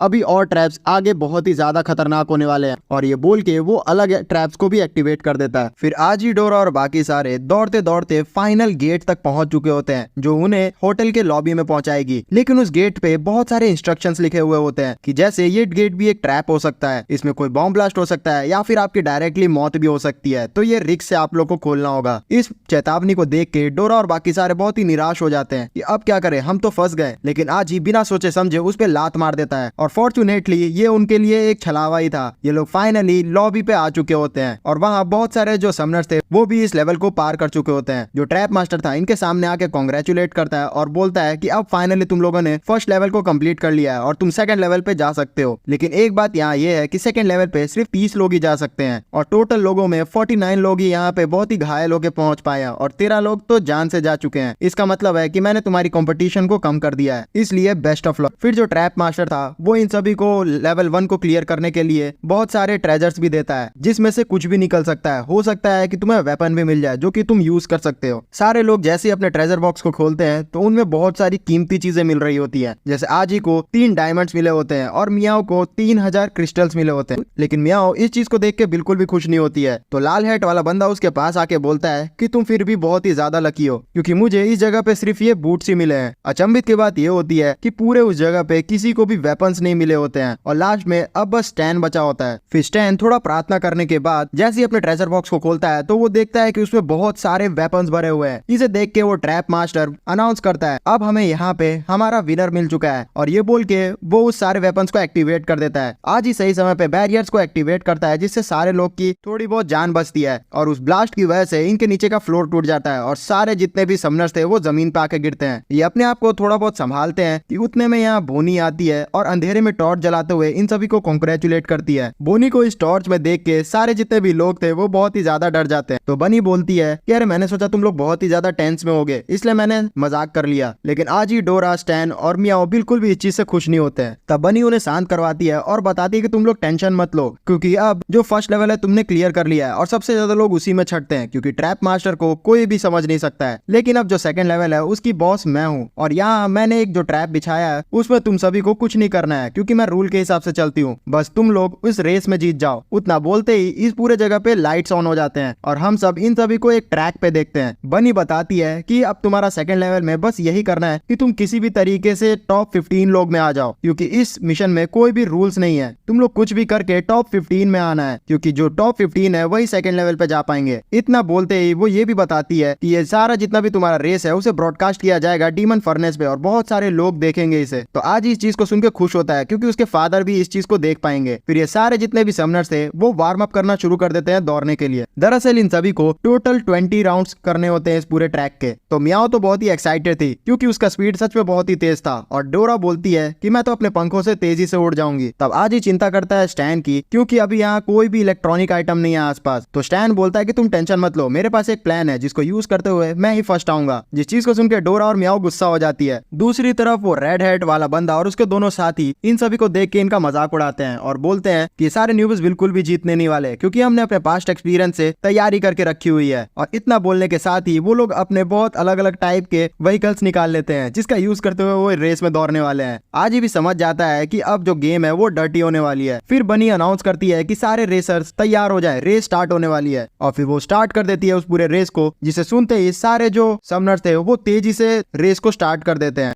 रेस के स्टार्टिंग से ही जो मियाओ थी उसने बहुत ही तगड़ा एकदम बढ़त बना लिया था। उसके साथ ही साथ आसमान में एक दूसरा एनिमल समनर भी उड़ रहा होता है जिससे मियाओ थोड़ी बातचीत भी करती है। पीछे पीछे जो डोरा थी वो भी आजी को लेके आसमान में उड़ते हुए आ रही होती है और यही दोनों सबसे आगे होते हैं। पीछे बहुत सारे जो समनर्स थे वो अपना स्ट्रगल करते हुए दौड़ रहे होते हैं, लेकिन सरप्राइजिंगली जो स्टैन था वो पीछे से आके बहुत ही तेजी से सामने निकल जाता है, क्योंकि उसने एक रॉकेट रखा हुआ था और उसको इतने तेजी से जाते हुए देख के सारे समनर्स भी शॉक थे कि ये अचानक से ये जो नॉर्मल सा बंदा है वो आगे कैसे चला गया। कुछ लोग तो कंप्लेन भी करने लगते हैं कि ये तो चीटिंग है, लेकिन बनी बोलती है कि मैंने पहले ही बता दिया था कि इस रेस के कुछ भी रूल्स नहीं है, तो तुम लोग को पहले से ही प्रिपेयर करके आना चाहिए था। इतना एक्सपीरियंस्ड होने के बावजूद तुम लोग इस चीज को प्रिपेयर नहीं कर पाए तो तुम ही लोग हारोगे। स्टैन इतनी तेजी से आगे आ चुका होता है कि वो डोरा और मियाओ के पास पहुंच चुका होता है, जहाँ पे मियाओ उसे देख के बोलती है कि तुम्हें ये रॉकेट कहाँ से मिल गया। तब स्टैन बताता है कि अभी पैसिफिक ओशन से आते समय मैंने नोटिस किया था कि एक मिलिट्री एक्सरसाइज हो रही है, तो मैंने उन सभी से ये रॉकेट चुरा लिया। आज ही इस चीज को देख के थोड़ा खुश होता है कि ये सारे लोग अब एकदम आगे ही हैं, और फिर एक एक करके ये सारे लोग लगातार जो राउंड्स थे सबसे आगे पूरा कर रहे होते हैं। कुछ समय बीतने के बाद आज ही डोरा को बोलता है कि अब हमें थोड़ा एक्स्ट्रा केयरफुल होना होगा। फिर वो बताता है कि हमें 3 लोग पे नजर रखनी है, काउबॉय, स्टील मास्टर और पॉइजन मास्टर से। और ये चीज सच्ची होती है क्योंकि पीछे से जो काउबॉय था वो अपनी गन से सारे लोगों की जो व्हीकल्स थी उसे शूट कर रहा होता है। उतने में ही डोरा और आजी भी उस काउबॉय के सामने से गुजर जाते हैं, जिसे देख के वो काउबॉय उनके ऊपर भी शूट कर देता है और बहुत सारी बुलेट शूट करते हुए बहुत ही खुश हो रहा होता है, जिसपे आजी और डोरा उस बुलेट्स को डॉस करने की कोशिश कर रहे होते हैं। लेकिन सरप्राइजिंगली वो जो बुलेट्स थे वो आपकी पीछा करते हैं जब तक आपको वो मार ना ले। तो आजी फिर कुछ प्लान बनाता है और तेजी से उस काउबॉय की तरफ चला जाता है और गुजरते हुए बोलता है कि मैंने तुम्हारे लिए कुछ गिफ्ट लाया है, और ये बोल के वो वहाँ से क्रॉस कर जाता है और सारी जो बुलेट्स उसके पीछे आ रही थी वो काउबॉय को ही लग जाती है। दूसरी तरफ मियाओ उस पॉइजन मास्टर के साथ अटैक कर रही होती है, लेकिन उसके जो अटैक्स थे वो पॉइजन मास्टर को लगते ही नहीं है क्योंकि पॉइजन मास्टर पूरा गैस का बना हुआ होता है। तभी मियाओ उसे बोलती है कि मैं तुम्हें ना मार पाऊं लेकिन मेरा दोस्त जरूर मार देगा, और पीछे जो मियाओ का दूसरा कैट समनर वाला दोस्त उसने बनाया था वो पॉइजन मास्टर के ऊपर विंड अटैक कर देता है, जिससे पॉइजन मास्टर की खटिया खड़ी हो जाती है। फिर उसके बाद जो स्टैन था वो भी एक स्लेयर से लड़ने शुरू कर देता है और उसके ऊपर मिसाइल लॉन्च करता है, लेकिन वो स्लेयर उसकी मिसाइल को ही काट देता है। तब स्टैन को लग रहा होता है कि उसका गेम बच गया क्योंकि अब उसके पास कुछ भी चीज नहीं है उसको हराने के लिए। लेकिन सही समय पे जो मांगा का हीरो था वो बीच में आके उसे बचा लेता है और स्लेयर को बोलता है कि तुम लोगों के लिए लोगों की जान फ्रेंडशिप से बड़ी होगी, लेकिन मैं तुम्हें एक चीज सिखाना चाहता हूँ, दोस्ती सबसे ऊपर होती है। और इतना बोलने के बाद वो बहुत ही इजीली अपने ब्रश के स्ट्रोक से ही उस स्लेयर को हरा देता है। तभी वहाँ आजी, डोरा और मियाओ भी आ जाते हैं जो कि स्टैन से पूछते हैं कि क्या वो ठीक है। तब स्टैन उन्हें बताता है कि तुम लोग को टेंशन लेने की जरूरत नहीं है, सही समय पे मेरे आइडल हीरो-सान यहाँ पे आ गए थे। और फिर इतना बोल के वो उनके पास जाते हुए उनका ऑटोग्राफ मांगने लग जाता है। तभी हीरो-सान खुश होते हुए उसको ऑटोग्राफ देने के लिए तैयार होते हैं, लेकिन तभी जो बनी थी वो अनाउंस करती है कि तुम लोग ज्यादा खुश मत हो क्योंकि अभी तक किसी भी समनर ने यहाँ 20 राउंड कंप्लीट नहीं किए हैं, तो तुम लोग को अपने रेस पे ध्यान देना चाहिए। इतना बोलने की देरी थी कि ये सारे लोग तेजी से रेस करना शुरू कर देते हैं। फिर सीन शिफ्ट होता है और हम लोग डिस्ट्रॉयर के हेडक्वार्टर को देखते हैं जहाँ पे वो दोनों लड़कियां आपस में फाइट कर रही होती हैं। गनस्लिंगर और शैडो गर्ल सच में एक दूसरे को बहुत ही तगड़ी फाइट दे रहे होते हैं, लेकिन एट लास्टली जो गनस्लिंगर थी वो सारे शैडोज को अपने बुलेट से ही तोड़ देती है शैडो गर्ल के। इन दोनों को फाइट करते हुए स्पेस गर्ल भी देख रही होती है जो बहुत ही ज्यादा बोर हो जाती है, तो इन लोग के ऊपर चिल्लाती है कि तुम लोग यहाँ टाइम काटने के लिए एक दूसरे से फाइट क्यों कर रही हो, मैं तुम्हारा फाइट देख के सच में बहुत ही ज्यादा बोर हो चुकी हूँ। उसको इस तरीके से गुस्से देख के ये दोनों भी शांत हो जाती हैं और फिर बोलती है कि हाँ तुम भी सही कह रही हो, अगर मुझे यहाँ मौका मिलता डीमन फर्नेस के अंदर लड़ाई करने का तो सच में बहुत ही ज्यादा मजा आता, क्योंकि मैं अपनी फुल पावर से वहाँ अटैक कर पाती और पूरा का पूरा डीमन फर्नेस को तबाह कर देती। पता नहीं वो बॉस ने हमें क्यों रोक दिया वहाँ अटैक करने से, मुझे तो सच में बहुत ही ज्यादा मन था लड़ाई करने का। लेकिन जो स्पेस गर्ल थी वो उन्हें बोलती है कि हाँ ऐसा हम कर सकते थे, लेकिन मैं तुम्हें एक चीज बताना चाहती हूँ, हम सभी जब डीमन फर्नेस से वापस अपने बेस में आ गए थे तब मैं कुछ समय के लिए वहाँ रुक गई थी और मैंने ट्राई किया कि मैं डीमन फर्नेस के अंदर उस टूर्नामेंट में घुस सकूं अपने स्पेस मैजिक का यूज करते हुए, लेकिन तुम्हें मैं सच बताऊं तो मेरा स्पेस मैजिक भी वहाँ काम नहीं आया। वहाँ बहुत ही तगड़ा बैरियर लगा हुआ था और वक्त रहते ही वहाँ सिक्योरिटी भी आ गई, जिससे भाग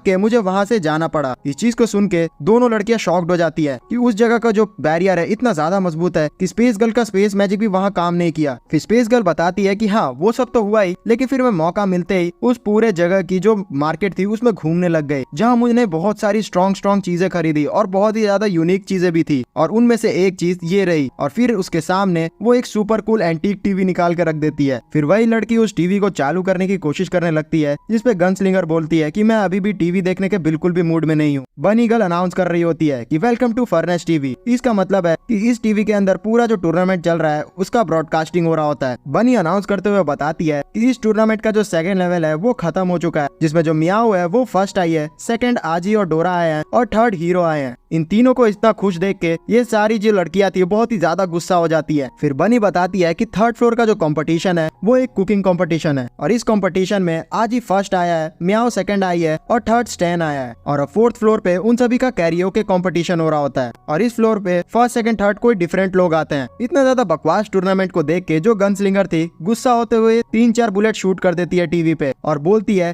कि ये किस तरीके का टूर्नामेंट है, यहाँ खाना बनाना और गाना गवाना सिखा रहे हैं। मुझे तो लग रहा है ऐसा कि ये कोई टूर्नामेंट नहीं, एक हॉलीडे है। उतने में ही इन सभी का जो बॉस था वो मास्क मैन के साथ इनके सामने आ जाता है और इनका बॉस बोलता है कि लगता है कि तुम लोग अभी भी डीमन फर्नेस को भूल ही नहीं हो। तब मार्क्समैन बताता है अपने बॉस को कि आपको क्या लगता है कि ये लोग बिल्कुल भी समझ नहीं पा रहे अभी भी डीमन फर्नेस होता क्या है। ये एक समनर के लिए बहुत ही ज्यादा इंपॉर्टेंट चीज है और एक हॉलीडे की तरह भी इसे सेलिब्रेट किया जाता है। मुझे लगता है बॉस आपको भी इन्हें कुछ समय की छुट्टी दे देनी चाहिए ताकि ये लोग डीमन फर्नेस में जाके अपना एक्सपीरियंस को देख सके। जिस चीज को सुन के इनका बॉस इनको छुट्टी देने के लिए तैयार हो जाता है, जिसे सुन के ये तीनों बहुत ही ज्यादा खुश हो जाती है। लेकिन उनका बॉस बोलता है कि ज्यादा खुश होने की जरूरत नहीं है, तुम तीनों के साथ ये भी जाएगा। और फिर तभी हम लोग उनके बॉस के पीछे से एक बंधे हुए समनर को आते हुए देखते हैं, जिसे देख के ये तीनों एकदम डर जाती है। फिर उनका बॉस उन्हें बोलता है कि अगर वो डीमन फर्नेस में जाके आज ही से मिले तो उन्हें ये जरूर बोलना कि मैं उसके लिए एक तोहफा लेके आया हूँ। फिर सीन शिफ्ट होता है और हम लोग बनी को देखते हैं जो कि डीमन फर्नेस के एल्डर्स के सामने इस टूर्नामेंट का रिजल्ट बता रही होती है कि फर्स्ट लेवल पे 62% लोग फिल्टर आउट हो चुके थे, सेकंड लेवल पे उससे थोड़े से ज्यादा, लेकिन थर्ड, फोर्थ और फिफ्थ लेवल पे 15-15 लोग लगातार आते गए हैं और ये सारे लोग एलिमिनेट ही नहीं हो रहे हैं। जितने लोग यहाँ एलिमिनेट हो चुके हैं वो लोग अगर चाहे तो फर्स्ट फ्लोर से फिर से स्टार्ट कर सकते हैं। तब उन एल्डर्स में से एक बनी से बोलते हैं कि आखिरकार रैंकिंग की क्या हिसाब चल रही है। तब बनी उन्हें ये चीज दिखा देती है तो दूसरी एल्डर इसे देख के बहुत ही खुश होती है कि सारी चीजें हमारी प्लान के हिसाब से चल रही हैं। तब बनी बताती है कि आपने एकदम सही कहा, हमने सिर्फ एक ही दिन में 30,000 टन से भी ज्यादा स्पिरिचुअल एनर्जी कलेक्ट कर ली है। तब एल्डर बोलता है कि ये सच में बहुत ही अच्छा है, अब समय आ चुका है कि हम लोग अपने सैक्रिफाइसल चीजों को स्टार्ट कर दे। तो बनी तुम्हारे लिए यहाँ टेलीपोर्टेशन मैजिक तैयार है, तुम यहाँ से जा सकती हो। तभी बनी वहाँ इनके कहने पे टेलीपोर्टेशन मैजिक के पास पहुंच जाती है, जिसके अंदर जैसे ही वो जाती है तो डायरेक्टली डीमन फर्नेस के सबसे लास्ट में पहुंच जाती है और उसके हाथ में अभी भी वो स्पिरिचुअल एनर्जी होती ही है। वो धीरे धीरे करके एक गेट के अंदर भी घुसती है। उस कमरे के अंदर हमें दिखाया जाता है कि कोई इंसान चेन के अंदर बंधा हुआ है, जिसे देखते ही बनी बोलती है कि यही है गॉडेस पेंडोरा। इतना बोलने के बाद जो बनी थी वो स्पिरिचुअल एनर्जी को जमीन के अंदर डालने लग जाती है, जिसके बाद वो सारी जो स्पिरिचुअल एनर्जी थी गॉडेस पेंडोरा के अंदर जानी शुरू हो जाती है। बनी बताती है कि वो लोग कई सालों से गॉडेस पेंडोरा को जगाने की कोशिश कर रहे थे और इसी चक्कर से वो गॉडेस को स्पिरिचुअल एनर्जी देते हैं।